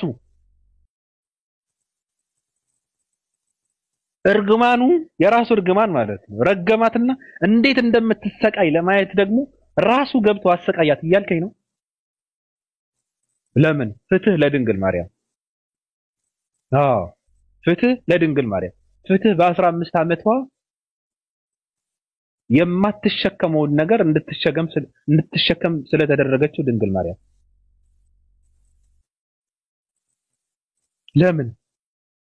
ለምንድን ነው በ15 ዓመቷ የተሰቃየችው ድንግል ማርያም? ለምንስ ነው ራሱ የፈጠረው? ሁሉ ራሱ ነው የፈጠረው። ወንድ የተገናኛትን ሴት የተጠየፈው ለምንድን ነው? ራሱ ከሆነ የገባው ለምንድን ነው የተጠየፈው? ለምንድን ነው ድንግልና የመረጠው ነው በቃ ጥያቄ። ድንግልና ይመቸዋል ልትለኝ ነው? ድንግል ደስ ይለዋል ልትለኝ ነው? ጥያቄ ነው መልሰው። አመሰግናለሁ። ኦኬ ተመልካቾቻችን የምታዳምጡት በይሁዳ መስኮት የሚተላለፍላችሁ የዛሬ ፕሮግራማችንን ነው። የዛሬ ፕሮግራማችን እንግዲህ ስለ ሴቶች እናወራ ነበረ። አንዳንድ ሰዎች እንደሚሰማውና እንደሰማነው እንዳየነው እንዳሳለፍነው እንደምናሳልፈው እና እያስተናገድ ነው ያለውን ነገር ለምንድን ነው አይሻ በ9 ዓመት ያገባችው የሚለው አጀንዳ ነበረ። ያ አጀንዳ ደግሞ ምንም ትርጉም የለውም። ምክንያቱም መሰረቱ ጥላቻና ድድብና ስለነበረ ራሷ ቆሰልኩ ተጎዳው አላለችም፣ አመመኝ አላለችም። ደስ የሚል ፍቅር ታሳልፍ ነበረ ብላ ነው እንትን ያለችው። አስተማሪ የነበረች ሴት በትዳሯ በጣም ደስተኛ የነበረች ሴት ስለነበረች ሴት ነው ተወርቶ የማያውቅ በ15 ዓመቷ በድንግልና ፈጣሪዋ እንድትወልድ ስለተደረገችው ስለተሰቃየችው ድንግሏ ስለ ስቃይዋ ስለበረታባት ድንግል ማርያም ስለሷ ነው አሁን አሸጋግረናል። እሱን እየጠየቅን ነው። የርብቃ ነገር ይቆይልንና ስለ ድንግል ማርያም ስለ ራሷ እግዚአብሔር ለምንድን ነው ድንግልና ያመረጠው? ለምንስ ጾታውን ወንድ ልጅ ሆነ እያልን ነው? ለምንስ ነው ድንግልናውን የመረጠው? ለምንስ በ15 ዓመቷ ለአቅመ ሔዋን ሳትደርስ ለምን አሰቃያት የሚለውን ጥያቄ እየጠየቅን ነው። የሚመልስ ሰው ካለ መግባት ይችላል። አመሰግናለሁ። ኦኬ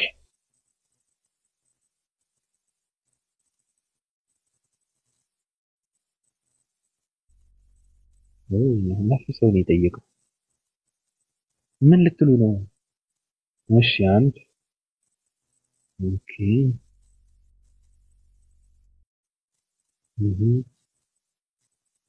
ማረፍ አለ።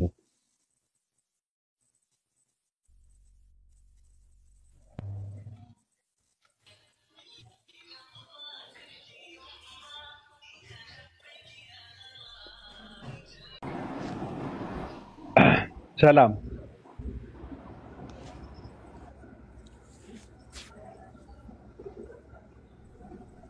ሄሎ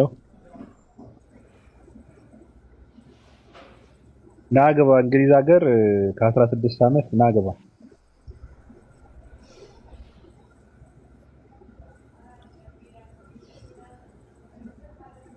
ሰላም እያልኩ ነው እኮ አላካችሁ። ለምንድን ነው የምትልኩት? የማታወሩ ከሆነ አይደብራችሁም?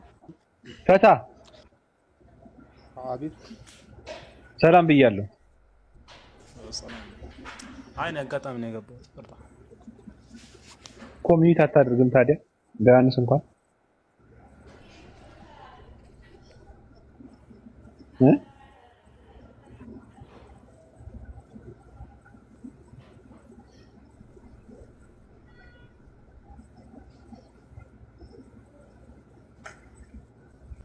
አትችልም እንደ ሚት ማድረግ?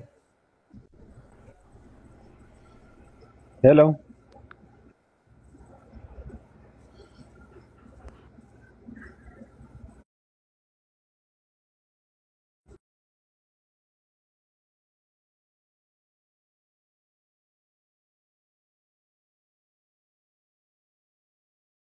ምን እንዳለፈበት አላውቅም። በእውነት የምንበላው ነገር ነው፣ አስተዳደጋችን ነው፣ ስደት ነው። በዚህ ልክ አይምሮአችንን የሚያቀርብ ነው።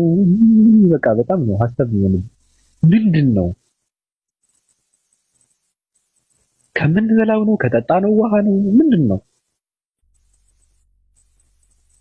ወይ አንግባ፣ ከገባ እናውራ።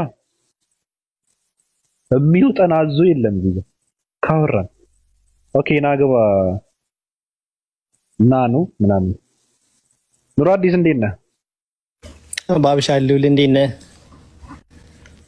ሰላም ነው ሁሉ ማማን እንዴት ነህ አንተ?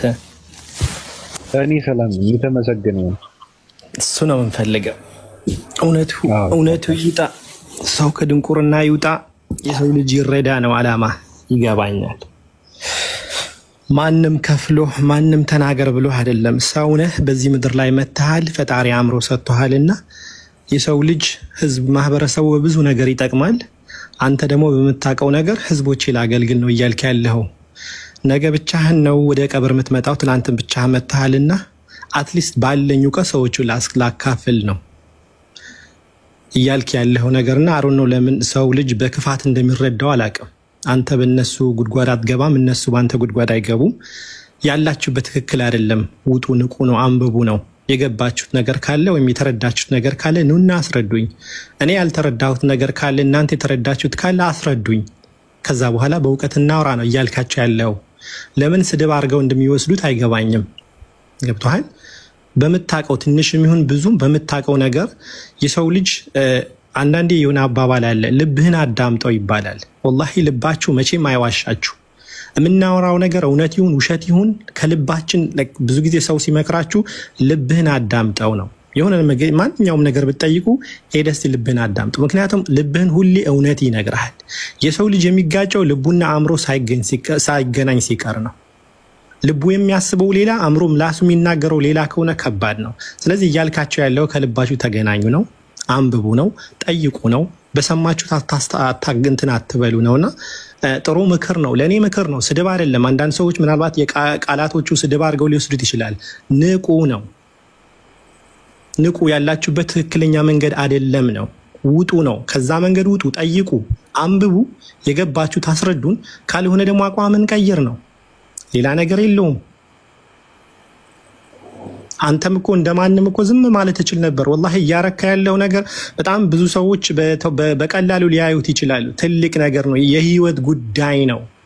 40 ዓመት ወይም 50 ዓመት ነው በዚህ ምድር ላይ የምንኖረው። የምንሄደው ዘላለማዊ የሆነ መንገድ ነው። አላህ የቂያማ ቀን ለሰዎች ይጠይቃቸዋል። እኔ እኮ በዱንያ ላይ ያላችሁ ብር ሰጥቻችሁ ነበር ብሎ ይጠይቃቸዋል። የኔም ብር ደግሞ ጊዜ ተብሎ ይጠራል። ያ በሰጠኋችሁ ጊዜ ገነት ነው ወይስ ጀሃነም ነው ወይም ደግሞ ሲኦል ነው ገዝታችሁት የመጣችሁ ብሎ አላህ ይጠይቃቸዋል። ያለንበት ጊዜ ዘላለማዊ የሆነ ህይወት ምንገዛበት ነው። ፈጣሪ በደነገገልን መንገድ እንድንኖር ነው፣ ሌላ ነገር አይደለም። ማንም የቤት ኪራይ ካልከፈልክልኝም ወይም የሆነ ነገር አላረክልኝም ብሎ አይደለም እዚህ ጋር ዋቢ እየተናገረ ያለው። ምናልባት አንዳንድ ክርስቲያኖች ልትኖሩ ትችላላችሁ፣ እስልምና ስላልተናገረ ልትሉ ትችላላችሁ። ይናገር። ስለ እስልምናም ሙስሊሞቹ ብዙ ነገር አለ፣ በጣም ብዙ ሙስሊሞች አሉ፣ ከራሴም ጭምር ስህተት ውስጥ ምንገባና አንዳንዴ የሆነ መሀይብነት የሆነ ሌባ ልጅ ካለ ቤተሰቦችን ያዋርዳል፣ ቤተሰቦችን ያሰድባል። ይሄ የማን ልጅ ነው ይባላል፣ ይሄ ማን የወለደው ነው ይባላል። በሃይማኖትም እውቀት ከሌለ ወይም ከሌለ እዚህ ጋር ማንም የሆነ ዓሊም ነኝ ብሎ ተቀመጠ አይኖርም። ግን ስህተቶች ይፈጠራሉ፣ ስህተቶች ይኖራሉ። የሰው ልጅ ይማራል። ህይወት በራሱ ጊዜ ትምህርት ቤት ነው። ትላንትና ያላወቅነው ዛሬ እናውቃለን፣ ዛሬ ያላወቅነው ነገ እናውቃለን። ከትላንትና ስህተት ዛሬ መውጣት አለብን። ትላንት የነበርንበት ነገር ዛሬ ማብረን ምንደግም ከሆነ ትርጉም የለንም። የኛ መኖር ካለመኖር ምንም የሚተናነስ ነገር የለውም። የሆነ ጊዜ አንዴ ድራማ የነበርና ኢትዮጵያ ውስጥ አንዷ ምን አላት፣ አሁን አንቺ ስትሞች ምን ተብሎ ይለቀስልሻል አላት። በቃ ተኖረና ተሞተ ተብሎ ይለቀስልኛል አለች። ከዚህ እንውጣ። የሰው ልጅ የሆነ አሻራ ያስቀምጥ። ወላይ ትልቅ አሻራ እያስቀምጥክ ነው ያለው። በዚህ በጣም ደግሞ ብዙ ነገር የምትሰራ ሰው ነህ። ሰው ንቃ። ሙስሊሙን፣ ክርስቲያኖ፣ ኤቲስቶን ንቃ። ለምትናገረው ነገር አቋም ይኖረ። የምታወራው ነገር በመረጃ አውራ ነው እያልክ ያለውና ባቢኔ ካጠገብህ ነኝ። እውነት ነው፣ እውነት ይውጣ። ሰው ከጨለማ ይውጣ፣ ቀጥተኛው መንገድ ይከተል። ይሄ ነው አላማ፣ ሌላ ምንም ነገር አይደለም። ለማን አንዱ ለማስደሰትና አንዱ ለማስከፋት አይደለም። ወላሂ ስለ አሁን አንተ ለነሱ ብትወዳቸውና ብታከብራቸው ነው ብዬ ነው ማስበው እንጂ ዝም ብለህ እንደማንም ቪዲዮ እየሰራህ 1 ደቂቃ 2 ደቂቃ እንትን እያረክ ብዙ ፎሎወሮች አሉ ላይክ እና ቪው የምትፈልግ ከሆነ እንደዛ ፖስት ማድረግ ትችል ነበር። አይደለም ቁጭትህን ንዴትህን ያሉበትን ነገር ስለሚያስጠላና ስለሚደብር ነው፣ ሌላ ነገር አይደለም። እናትና አባት እኩል አይደለም የሚያሳድገው። አባት ይማታል፣ ይደባደባል፣ ይቆጣል፣ ብዙ ነገር። ለምን? እንደ ወንድ ሆነህ ጠንከር ብለህ እንድታድግ ነው። የነገ ፊውቸርህን ኖሮ ነገ አድገህ ትዳርህን ይዘህ ትዳርህን በትክክል መምራት እንድችል አባት ይመታሃል፣ ይገርፋል። ስለጠላህና ስለወደደህ አይደለም፣ ግን ጠንከር እንድትል ነው። ስለ አንተ ምን ስለሚያስደስት ነው። የአንተ ማደግና የአንተ መለወጥ ስለሚያስደስተው አባት ብዙ ነገር ያደርግሃል። እና እያረካ ያለው ከመውደድና ለነሱ ከማሰብ ነው እንጂ ለሌላ ነገር አይደለም። ግን ጅል የኔ ቤት ግን መሐይብ በሌላ መንገድ ይረዳዋል። አላህ ልባችን ይክፈትልን። ያነሳቸው ነገሮች ትልቅ ናቸው። ወላሂ እኔ በተለይ በአሁን ጊዜ ማለት ነው በቤት በተቀመጥኩበት ሳራ ነበርና ቀድም ራሱ ያመኛል። በጣም ነው የሚያመኝ፣ ቁስል ነው ውስጤ። ብችል አቅም ቢኖረኝ ጦርነት እስከ ማውጅ ድረስ አስባለሁ። ብችል ምክንያቱም የተከበረ ነብይ በድንግል ማርያም የተወለደው ነብይ ትልቁ ነብይ በተአምራት የተወለደ ተመልሶ ወደዚህ ምድር ላይ የሚመጣው ትልቁ ነብይ በእንደዚህ አይነት መንገድ በዘቀጠ መንገድን የሰው ልጅን መተግበር ማለት በጣም ያመኛል። ወላሂ እኔ ከነብያቶች አላህ ብሎ ከነብያቶች ከአንዳቸውም አናበላልጥም ሰሚና ዋጣና ሰማን ተገበረን በሉ ነው ነብያቶች ናቸው እንጂ ሌላ ነብዩ ሰለላሁ ዐለይሂ ወሰለም ሲነገሩ እኛ ጸጉራችን የሚቆምና ነብዩላህ ኢሳ ደግሞ ሲነገሩ ምንስቅ ሰዎች አይደለም። ግን የነሱን አመለካከት ሮንግ እንደሆነ ያወራን ነው እንጂ ያመናል። እያንዳንዱ ሙስሊም ሁሉም ላኢላሃ ኢላላህ ያለ ኢሳን በመጥፎ ነገር ሰው ሲያነሳው ያመዋል። ህመም ነው። ብንችል ኖሮ በጣም ብዙ ፋይት እናደርግ ነበር። ፈጣሪን አምላክ ሆኖ ብሎ የሚያምን አካል እነዛ የተወደዱ የተከበሩ ነብያቶችን በእንደዚህ መንገድ በዘቀጠ መንገድ የሚናገር ሰው ብንችል ራሱ ጦርነት እናውጅ ነበር። ሲሪየስሊ ጦርነት ተወዳላችሁ ይበሉን። ግን ያንን የሚያረገን የፈጣሪ ነብያቶች በእንደዚህ መንገድ በዘቀጠ መንገድ ሰው ስለሚያወራቸው ብቻ ነው። የሚገባቸውን ክብር መስጠት አለብን። እኛ አይደለም ፈጣሪ ራሱ ስንትና ስንት ያላቃቸው ያከበራቸው። እኛ ግን እንደፈለግን እዚህ ጋር ቁጭ ብለን እድሜ ለቴክኖሎጂ ፎቶሻፕ እያረግን አንዱን አንድ ነገር እናረጋዋለን፣ አንዱን አንድ ነገር እያረግን ቪዲዮ ላይ እየተሳለቅን የምኖር መሀይብ ወላሂ ከመሀይብነት አይገልጸንም። ደግሞ የሰው ልጅን የሚስቀው በራሱ ነው የሚስቀው። ነገ የቂያማ ቀን ይላል አላህ ሁሉም ስራዎችን በተገለጡ ትንሽም ይሁን ትልቅም ሁሉም እናመጣቸዋለን። ያኔም ይላሉ እነዚህ ከሃዲዎች ወይኔ ምን አለ አፈር ሆኜ በቀር የሚሉበት ቀን ይመጣል። ወይኔ ያኔ ምን አለ እውነቱን በተከተልኩኝ ኖሮ፣ ያኔ ምን አለ ነብያቶችን የሚሉት ነገር በሰማሁበት ኖሮ ይላል። ሌሎቻችንም እንድናወራ እሺ አቆማለሁኝ። እዚህ ጋር ትቀጥላለህ። ብቻ በአጠቃላይ ባቢ እየተናገረ ያበረው ይሄ ምንድነው መድረኩን እየመራ ነው አንተ ሐሳቤን አምጥ በቃ አቋረጠኝ። ይቀጥል ሐሳቤን ቀጥል። አይቀጥልም ምን አገባው ጀመር እና ሰው ያወራ በማላ አይገባው። ይህ ነው ለነብያቶቹ ያለን ክብር እንስጥ፣ ለፈጣሪ ያለው ክብር እንስጥ። ሰዎች ነን፣ ደካማ ናቸው። አላህ ይላል በምድር ላይ ስትሄዱ ይላል በምድር ላይ ስትሄዱ አትንጠሩ ይላል አላህ። ለምን መሬትን አትሰነጠቁትምና ይላል። በመሬት ላይ ስትሄዱ አትኮፈወሱ። ለምን ተራራ መሆን አትችሉምና። እናንተ ደካማ ፍጡር ናቸው። ደካማ አንገታችሁ ደፍታችሁ ሂዱ ነው። በጣም ደካማ ነን። አላህ ቢፈልግ ይችን ዓለም ማጥፋት ይችላል። ያንን የፈጠረውን ዓለም ይህንን ትልቅ ነገር ሰው ሆነ እንደኔና እንዳንተ በላ ጠጣ ተኛ ተሰቀለ በስጋ ሞተ በአካል አልሞተም በነፍስ አልሞተም። ሰዎች ንቁ። እናንተም እኮ ስትሞቱ በነፍስ አትሞቱም በስጋ ነው የምትሞቱት። ምንኛ አባባል ነው እንዴ! በአባባል ደረጃ ራሱ ሲወራ በስጋ ነው የሞተው። አበበ የሚባል ልጅ ቢሞት አበበ በስጋ ሞተ ይባላል ወይስ አበበ ሞተ ተብሎ ነው የሚወራው? እንዴት ነው ሎጂካሊ ራሱ ሴንስ የማይሰጥ ነገር። ስለዚህ አላህን ፍሩና የፈጠራችሁን አምላክ አምልኩ። ለነብያቶቹ የሚገባቸውን ክብር ስጡ። ጠይቁ፣ አንብቡ፣ ልባችሁ ንጹህ አድርጉ። ነገ ከእናንተ ጋር ቀብር የሚገባ ማንም የለም። የተከበረችው ነብይ አላህ ይላታል በቁርአን አንቺ መርየም ሆይ በእርግጥም መርጦሻል ከዓለማት ሴቶች ሁሉ የዓለማቱ ሴቶች ሁሉ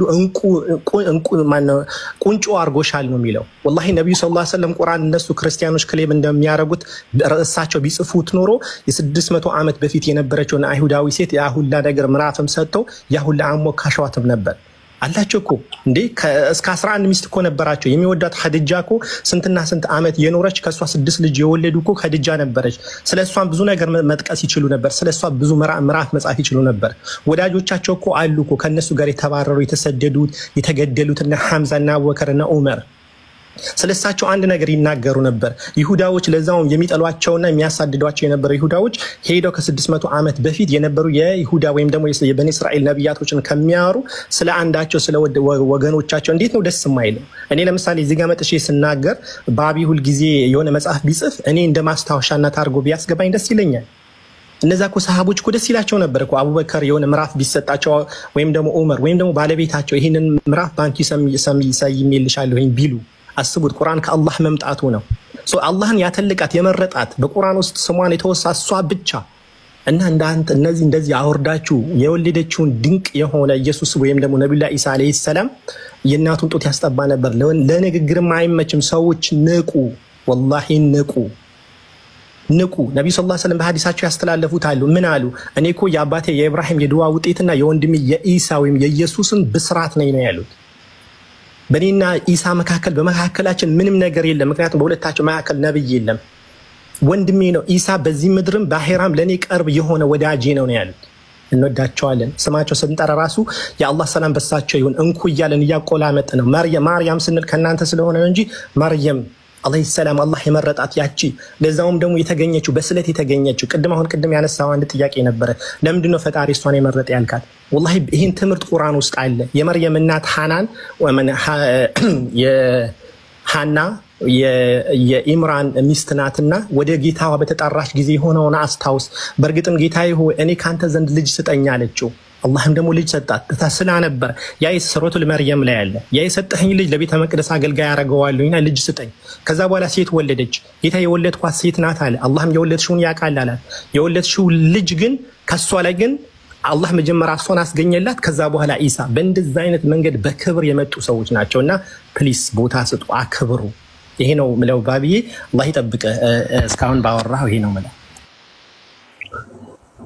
አመሰግናለሁ ምራዲስ። ግን ችግሩ ምንድነው? እኔ አንዳንድ ሐሳብ እና ጥያቄዎችን በትህትና ባወራም ችግሩ ምንድነው? ልሳደብም እችላለሁ። ምክንያቱም ምንድነው ሰው የራሱን እና የሚከተለውን ሃይማኖቱ በስድብ ነው ማረጋገጠው ብሎ ካለበት የድንቁርና ስፍራ እንዲወጣ በሚገባውን ቋንቋ ማናገር ደግሞ አንዳንዴ ተገቢ ነው። ልሳደብም እችላለሁ። እኔ ጥያቄ ነው እየጠየቅኩ ያለሁት እስካሁን። ሰው ክርስትና የሚስፋፋው ክርስትናን በማስተማር ነው። ክርስትና የሚስፋፋው ትውልድ ወንጌልን እንዲያውቅ በማድረግ ነው እንጂ ነብዩ መሐመድን በመጥላት በመስራት ጥላቻ ላይ በመስራት እስልምናን በመሳደብ እንደዚህ ከሆነ እኔ ደግሞ ከውስጣቸው ወጥቼ እንዴት አድርጌ አሸማቅቄ ገደል እንደምከታቸው በቃ አሳያቸዋለሁ። ልሳደብም እችላለሁ። እኔ እነሱ በሚሄዱበት ልክ ከሄድኩ ግን ከባድ ችግር ነው። በጣም ከባድ ችግር ነው። ብዙ ጉድ ነው ያለው። አላስፈላጊ ያልሆነ በጣም የሚደብር በጣም ጸያፍ የሆነ በጣም የሚያስጠላ ለክርስቶስ ክብር በማይመጥን ለድንግል ማርያም በማይመጥን ሰው ልጅ ማድረግ የሌለበትን ነገር ወንድ ልጅ ፐሬድ ያያል የሚል እኮ እንትን እኮ አለ። ምንድነው የሚያደርግልን ይሄ የምንከተለው? ሴቶች ተሳስመው ልጅ ወለዱ ይላል። ክርስቶስን ከንፈሩን ስሙ ፌንትን አስነቀለው ይላል። ምን ማለት ነው? ትክክል አይደለም። እንደዚህ አይነት ነገርን እየተከተለ ሰው ዝም ብለህ ስታየው ወይም ስለሌላ ሃይማኖት እያወራ ዝም ብለህ የምታየው ከሆነ ትክክል አይደለም። ትውልድ እየጀዘበ እየደነቆረ ነው። በጣም ነው የሚያስጠላው። ድንግል ማርያምን ጡቷን በእነዚህ ክርስቶስ ሰምራ ይታለብ ነበር። ምን ማለት ነው? ይሄ እንዳይነበብ ስለዚህ እንዳይነገር ቤተክርስቲያን ውስጥ ገዳማት ውስጥ ስላለው አጥንትና ሬሳ እንዳይቆጠር ሰው ከማምለክ ሰው እንዳይላቀቅ የፈረንጆችን ፖለቲካ እንዳይነቃበት እናንተና በመጥላት ትውልድን አደድበህ የሚባል ነገር እኔ ወደ ስድብም ልገባ እችላለሁ። እነሱ በሚሄዱበት ልክ ልሄድ እችላለሁ። ቆሻሻነት ብልግና ነው፣ ድድብና ነው። ስለዚህ ካሉበት እስካልወጡ ድረስ እነሱ በሚገባቸውን ቋንቋን እንናገራቸው እንችላለን። እኔ እችላለሁ፣ እንደዛ አድርጋለሁ። ለማንኛውም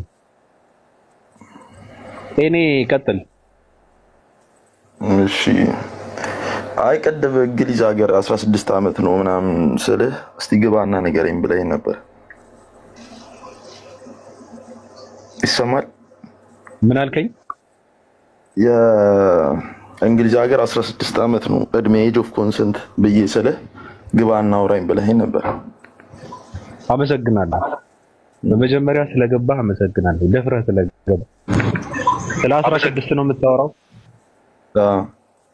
ለምንድን ነው ድንግል ማርያም በ15 ዓመቷ አምላክ በማህፀኗ ገብቶ ድንግልናን መርጦ በህፃንነቷ እንድትሰቃይ ያደረጋት ራሱን ረግሞ ማለት ነው።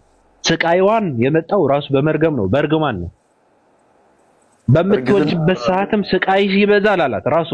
ለምን? ቅጠል ስለበላች። ከዛ ደግሞ ማህፀኗ ውስጥ አዳምጠኝ ልጨርስ፣ አጭር ነው። ከዛ ደግሞ ስትወልድ በድንግልናዋ ማህፀኗ ውስጥ ገብቶ እንድትሰቃይ ያደረገው ለምንድን ነው ነው ጥያቄው። በ16 ዓመት ይወልዳል። እርግዝና ስቃይ ነው?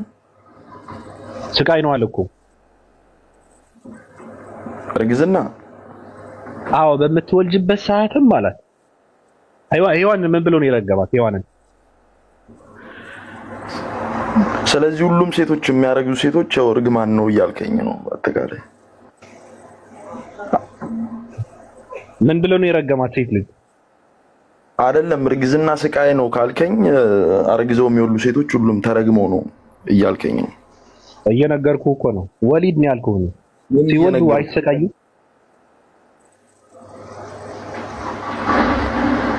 እርግዝና ስቃይ ነው ካልከኝ አሁን የሚወሉ ሴቶች ሲወልዱ ይሰቃያሉ። እሱም ይሰቃያሉ እኮ እርግማን ነው ወይ ነው እኮ። አዎ እርግማን ነው። እርግማን ነው ወይ ነው? አዎ እርግዝና እርግማን ነው። አዎ እሺ በቃ ሌላ ትልልኝ በቃ ኖ ልንገርህ፣ ላረጋግጥልህ። ዝም ብዬ ነው ከመሬት ተነስቼ ነው እንደማወራው። እሺ አረጋግጥልኝ። እሺ የሚከፍትልኝ ሰው አለ?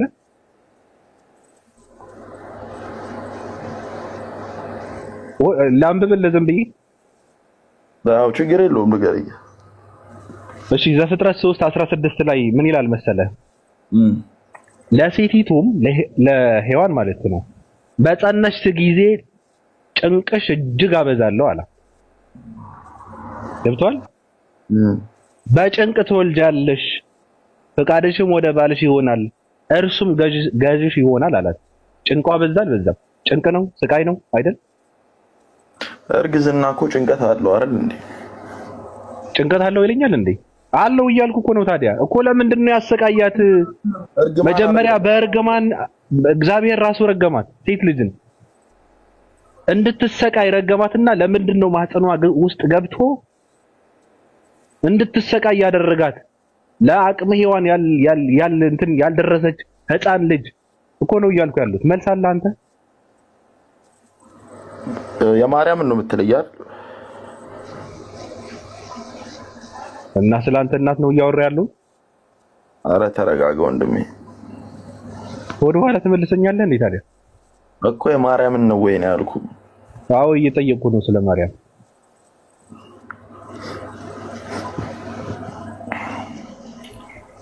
መልስ አለህ ወንድሜ? ይሰማል? መልስ አለህ ወይ? እንዴ እኔ ምን ማለት እርግዝና እርግማን አይደለም ብዬ እኮ እያልኩ እኮ ነው። እርግማን እኮ ነው እያልኩ እኮ ነው። ስቃይና እርግማን ይለያያል።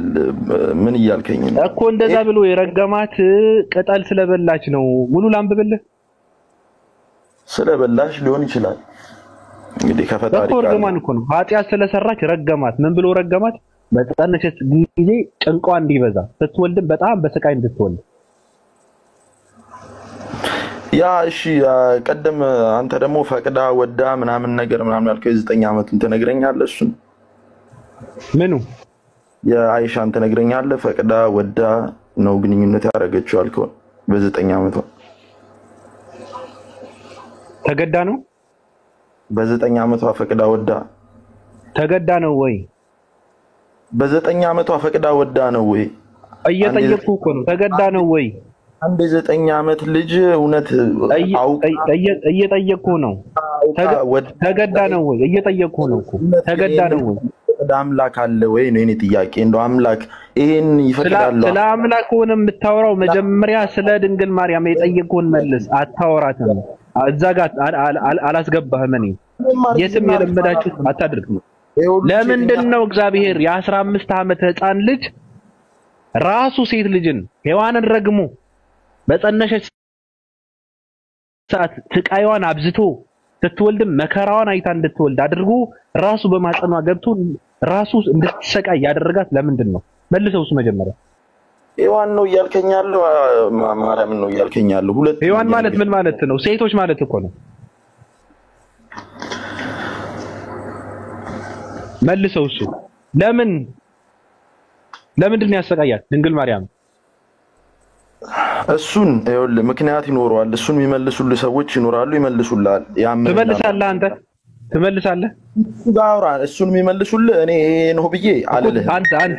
አንተ አትልም ታዲያ? ለምን አንተ ማነህና ነው? ወድ ይታባቱ ደከከናም ስለ አይሻ ልታወራ ነው? ይሄ ታስመልስ አይቻልም። የምን አባት ስለ አይሻ ማውራት ነው? ይሄ ነው መመለስ ያለብህ መጀመሪያ። ራቁታም እና ለምንድን ነው በ9 ዓመቷ ያገባችው? ይሄ ሳትመልስ መልስ ብዬ የጠየቁት ጥያቄ አለ። መልሰው ማንንም ሰው ነው መመለስ ያለበት። አይቻልም። ስለ አይሻ ማውራት አይቻልም። ክልክል ነው፣ ነውር ነው። ጨስ እያልክ እየተቃጠልክ መጀመሪያ ይሄን ጥያቄ ትመልሳለህ። ኮረንት ትጨብጣለህ። ገና አይቻልም። ምን አገባችሁ እናንተ? አይሻ እንደዚህ ነው፣ አይሻ እንደዚህ ነው፣ ነብዩ መሐመድ ነብዩ ምን አገባ? ይሄ መልሰው መጀመሪያ ስለ ራስህ አውራ። መጀመሪያ ወደ ውስጥ መጀመሪያ የምትጠየቀውን መልስ። መጀመሪያ ለምንድን ነው ድንግል ማርያም ለአቅመ ሔዋን ሳትደርስ ረግሞ እኮ ነው ሔዋንን ረግሞ በጸነሰች ጊዜና ስትወልድ ስቃይዋ እንዲበዛ አድርጎ ያስቃያ። ጥያቄ ነው፣ መልስ። ምን አገባ ስለ አይሻ? ምን አገባችሁ? ወዳ ነው፣ ፈቅዳ ነው፣ ትዳር ነው፣ አለቀ። ደስ የሚል ፍቅር ውስጥ እኖር ነበር አለች። ከነ ልጆቿ ያገቧትን ሴት ስለሷ አታወራም። ጥሩ ነገር አደረጉ ብላ አታወራም። ያለሷ ከሷ ውጭ ያገቧቸው ሴቶች ባላቸውን የሞተባቸው ልጆች ያሏቸው ምናምን ናቸው። ስለነሱ አታወሩም እናንተ። ስለ ይሄ ጥሩ እንትናቸውን አታወሩም። ከነ ልጆቿ ከነ እንትናቸውን ያገቧቸው ሴቶች በጣም ስለነሱ አታወሩም። ይሄ ያደረጉት ጥሩ ነገር እሱን አትነኩትም። ሰው ናቸው። አንተ ደደብ ትውልድ ነብዩ መሐመድ አምላክ አድርገህ እንትን እያደረግከው ከሆነ ተሳስታል። ሰው ናቸው። የሰው ባህሪ ነው። ሰው ስለሆኑ ነው ያገቡት። በቃ አለቀ። ሰው እኮ ናቸው። እርሶ ሰው ናቸው። የሰው ድርጊት ነው ያደረጉት። አያትህን ትናንት ያደረገችው ነገር ነው የተደረገው። በአያትህ የተጻፈ ታሪክ፣ በአያትህ የተደረገ ድርጊት ነው ይሄ። መጀመሪያ እሱን ተወውና ሰው ስለሆነ አምላክህን አስረዳ እየተባልክ ነው። ለአቅመ ሔዋን ሳትደርስ ድንግል ማርያምን በማህፀኗ ውስጥ ገብቶ ስላሰቃያት አምላክ ብለህ የምትለው ስለሱ መልስ እየተባልክ ነው። የርብቃውን ካነሳው ደንብረህ ትጠፋለህ። አላነሳው የሚነሳበት ሰዓት አለ። ሌላ ነገርም አለ። ደንብረህ ትጠፋለህ። ገና ነከዋለሁ። ኦርቶዶክስ ነኝ የምትል የፈርዖን ደቀ መዝሙር የዲያብሎስ ካድሬ ገና እናንተ ጋር ብዙ የምንወራረደው ይሳባል። ገና ይወራል። ገና ገድለ ሶዶምህን ይነበብልሃል። ብዙ ጉድ ነው ያለው። ገዳም ውስጥ የሚደረገው ጉድ ገና ይዘረገፍልሃል፣ ይነገርሃል ገና። ስለዚህ እኔ አንድ ጥያቄ ነው የጠየቁት። ለምን ድንግል ማርያም ራሱ ድንግልናን መርጦ ወንድ የነካትን ሴትን ተጠይፎ ለአቅመ ሔዋን ሳትደርስ በ15 ዓመቷ ማህፀኗ ውስጥ ገብቶ ለምን አሰቃያት? ራሱ በረገማት እርግማን የረገማትን እርግማን በድርጊት ለምን አደረገው ነው። በጸነስሽ ጊዜ ስቃይሽን አበዛዋለሁ ብሎ ለምንድን ነው እሱን ለመውለድ እንድትሰቃይ ያደረጋት እግዚአብሔር እያልኩ ነው። መልስ ካለ መመለስ ነው። ካልሆነ ግን ስለማይመለከት ስለ አኢሻም ስለምናምንም ማውራት አይቻልም። ክልክል ነው። መልስ ካለ ብቻ ነው መግባት የምትችለው። ጥያቄ ነው። አይሻ 9 ዓመት አይሻ ምን አገባ? በቃ ተደፈርኩ አላለች። ማመመኝ አላለችም። ከፋኝ አላለችም።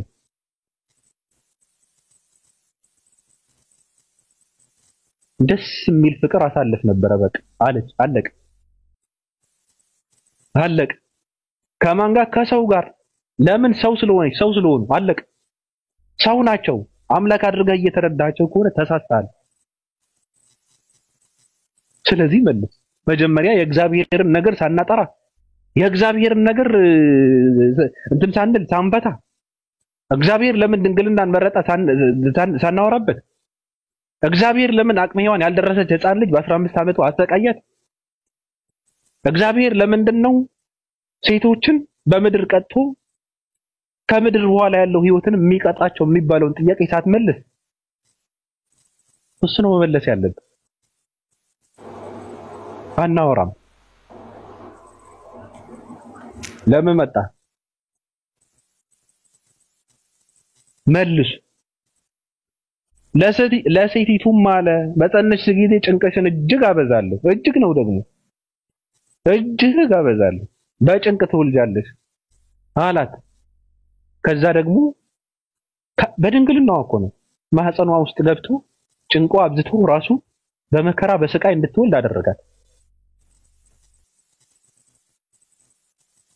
ወንድ የነካውን ማህፀን ተጠይፎ በወንድ ልጅ ጾታ ከቻለ ለምን ለምንድን ነው ይሄ ለምን ሰው ሆነ ለምን ምናምን የሚባለው ነገር እንተው በቃ ፍትህ ለድንግል ማርያም ኦኬ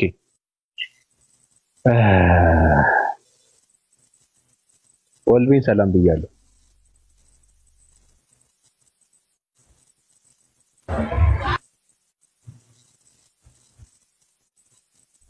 ወልቤን አለ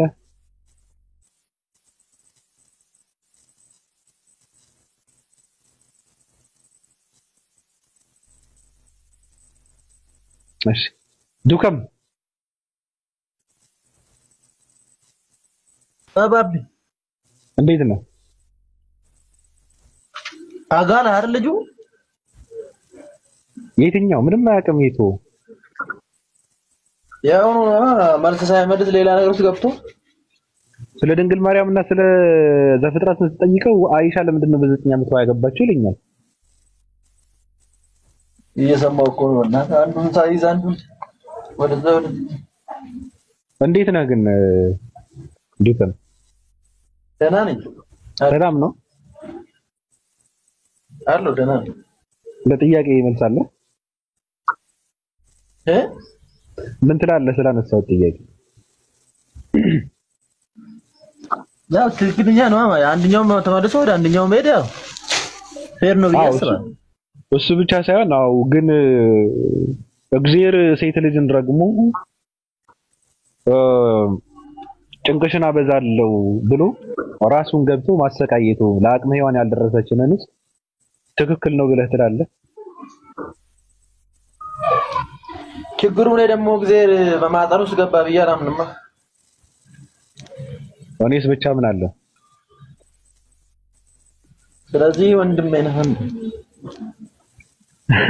እኮ የሚያምኑ ሰዎች የምንጠይቀው ጥያቄ ለሚያምኑ ሰዎች ማለት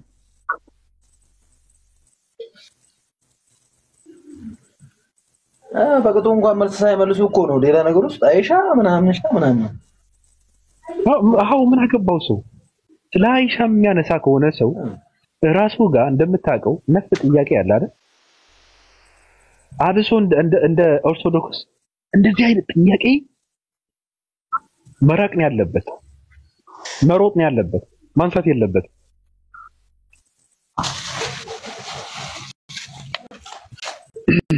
ገብቷል ዱካን የነጨችን እስኪ ዲቦራን እንትን እንበላት አይደል ዲቦራ አቤት ሰላም ብያለሁ ጌታ ኢየሱስ ይክበር ሰላም ናችሁ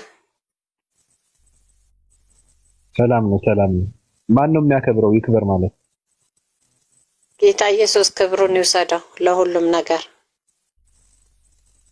ይክበር ስትይ አልተከበረም ማለት ነው እሪ ይልሃል ክብር ሁሉ ለሱ ለአምላካችን ለነገር አትሰንጠቅ መጀመሪያ የራስህን አጥርተህ እኔ ለአምላኩ ነገር ሰንጥቀህ ከማጣመም እኔ አልሰነጠቅኩም ቀስ በይ ግድ የለሽም የራስህ በሚነካበት ጊዜ አትጨምሩ ውይይት ከሆነ ያንተ እኮ እንድንቆይ ድምፅ አይጨምሩ መቻል አለበት ተንጨረጨርክ እኮ ኤሌክትሪክ ልትይዝ ምን ሆነው ነው የእግዚአብሔር ቃል ነው ቃሉ ስለሆነ እንቀበለዋለን ሙሴ ያድናል ዝም ብለህ ነገር እንትን አትበል ነገርኩ መጀመሪያ የራስህን እድሜ እኮ ለእንትና ማጋጋቡ ደህና አደራችሁ ከአቡነ ሙሙ ጋር አውራ እያለች ኮሜንት ስትጽፍ ነው እኮ ያስገባኋት እሷን ነው ያ ከአቡነ ሙሙ ጋር አውራ ጉደን ይዘረግፈዋል እያለች ነበር ኮሜንት ላይ ማነች እሱ ማነው እሱ ተናገሪ ኮሜንት ላይ ጻፍሹን አሁን ሌላውን ነገር ትተሽ ማን ይሁን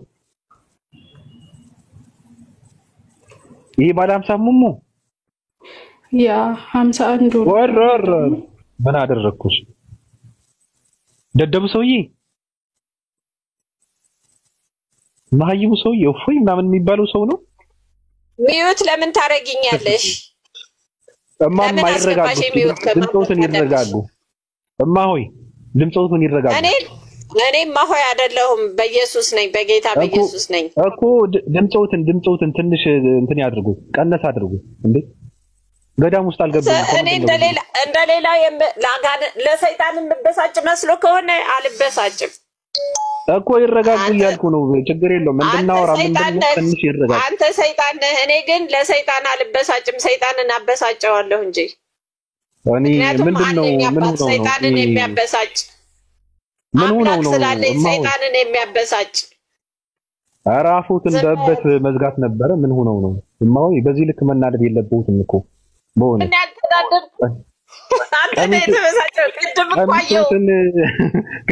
ቀሚሶትን እየጎተቱ ገብተው በዚህ ልክ አኛኛ ማለት ምን ማለት ነው? ወንጌልን ልጠይቆት ብዬ እኮ ነው። ስለ መጽሐፍ ቅዱስ ልጠይቆ። ሚዩት አታድርገኝ። ሚዩት ካደረከኝ እንትን አልልም ማለት። ሚዩት ለምን ታደርጋለህ? ያንተን ብቻ እንዳዳምጥ ነው እንዳያስገባኝ። ስለ መጽሐፍ ቅዱስ ልጠይቆት ነገርኩህ። እኔ መንገር ያለብኝን ነግሬሃለሁኝ። አንቺ ደግሞ ገርዳሜ ምንድነው የምታወሪው? ውረጅ። የታባቱ አንቺል ብሎ ኢየሱስ ተከታይ ውረጅ። ቅርናታ ሜዳ ልጅ የታባቷ እኔ አክብሬ እርሶ ማለት ነው። ቆጨኝ ቆሻሻ እንዴ!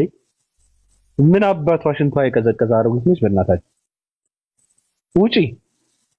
ሁለተኛ እኛ ጋር እንዳትመጪ። ኢየሱስ ምናምን ኢየሱስ አምላክ የምን አምላክ ነው? ኢየሱስ እስራኤላዊ ሰው ነው። ሙሴ ያድናል። ኢየሱስ ያድናል። ኢየሱስ አምላክ ነው። ኢየሱስ ጌታ ነው። በእውቅና ነው። ኢየሱስ ጌታና አምላክ እንዲሆን እኔ መፈረም አለብኝ? ከፈረምኩ ነው እውቅና ከሰጠሁት ነው ጌታ አምላክ የሚሆነው። ሙሴ ያድናል። አድኖ አሳይተዋል። ሙሴ ባህርን ከፍሎ ህዝቡን ያዳነ ሙሴ ነው። ኢየሱስም እንደዛ ነው ያለው።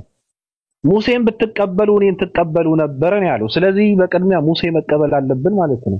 በትክክል አባቴ ዘንድ ምን ያልከሳችሁም የሚከሳችሁ ሙሴ ነው አለ ኢየሱስ ራሱ ሲያወራ። ስለዚህ ሙሴ ነው መከተል ያለብን። ሙሴም አምላክ ነው። ሙሴ አምላክ ነው። አምላክ ያደረገው ደግሞ ራሱ አምላክ ነው። እግዚአብሔር ነው አምላክ ያደረገው። ሙሴ ያድናል። አድነው ማሳይተዋል። ኢየሱስ ጌታ ነው፣ ኢየሱስ አምላክ ነው እየተባለ በእውቅና እንትን ፊርማ ማሰባሰብ የለባችሁም።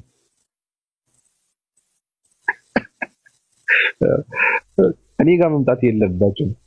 ፊርማ ሰብሳቢዎች እኔ ጋር መምጣት የለብም። አልፈርምም። እኔ አምላክ አይደለም ጌታ አይደለም ብያለሁ። በቃ አለቀ።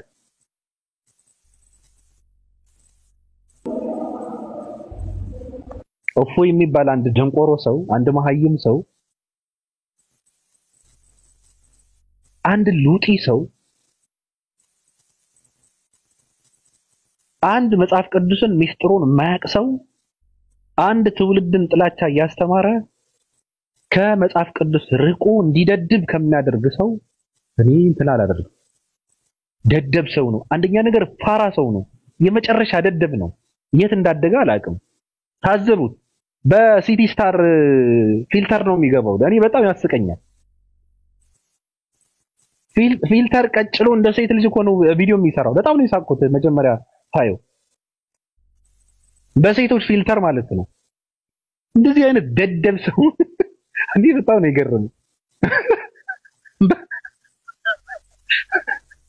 እኔ ፊልተሩን ነው እንደዚህ አይነት ደደብ ሰው ነው። እንደዚህ አይነት ፋራ ሰው ነው። ሚዩት አድርግ። እሺ እንደዚህ ነው። ሌላ ቦታ የለመዳችሁት እኔ ጋር ማድረግ አይፈቀድም። እነሱ ደደብ ነው ሰውየው፣ ፋራ ነው።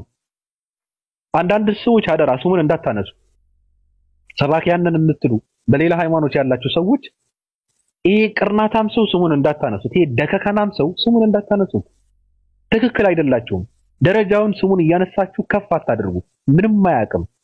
ንጽጽር ውይይት የሚባለው ነገር ለሱ ሚስጥር ነው። አያውቅም። መጽሐፍ ቅዱስ አያውቅም። ሰዎችን ጥላቻ እያስተማረ የመጽሐፍ ቅዱስ ዕውቀት እንዳይኖራቸው የሚያደርግ አንድ ደደብ ሰው ነው። አንድ የቀርና መሀይም ሰው ነው። አያውቅም፣ ምንም አያውቅም።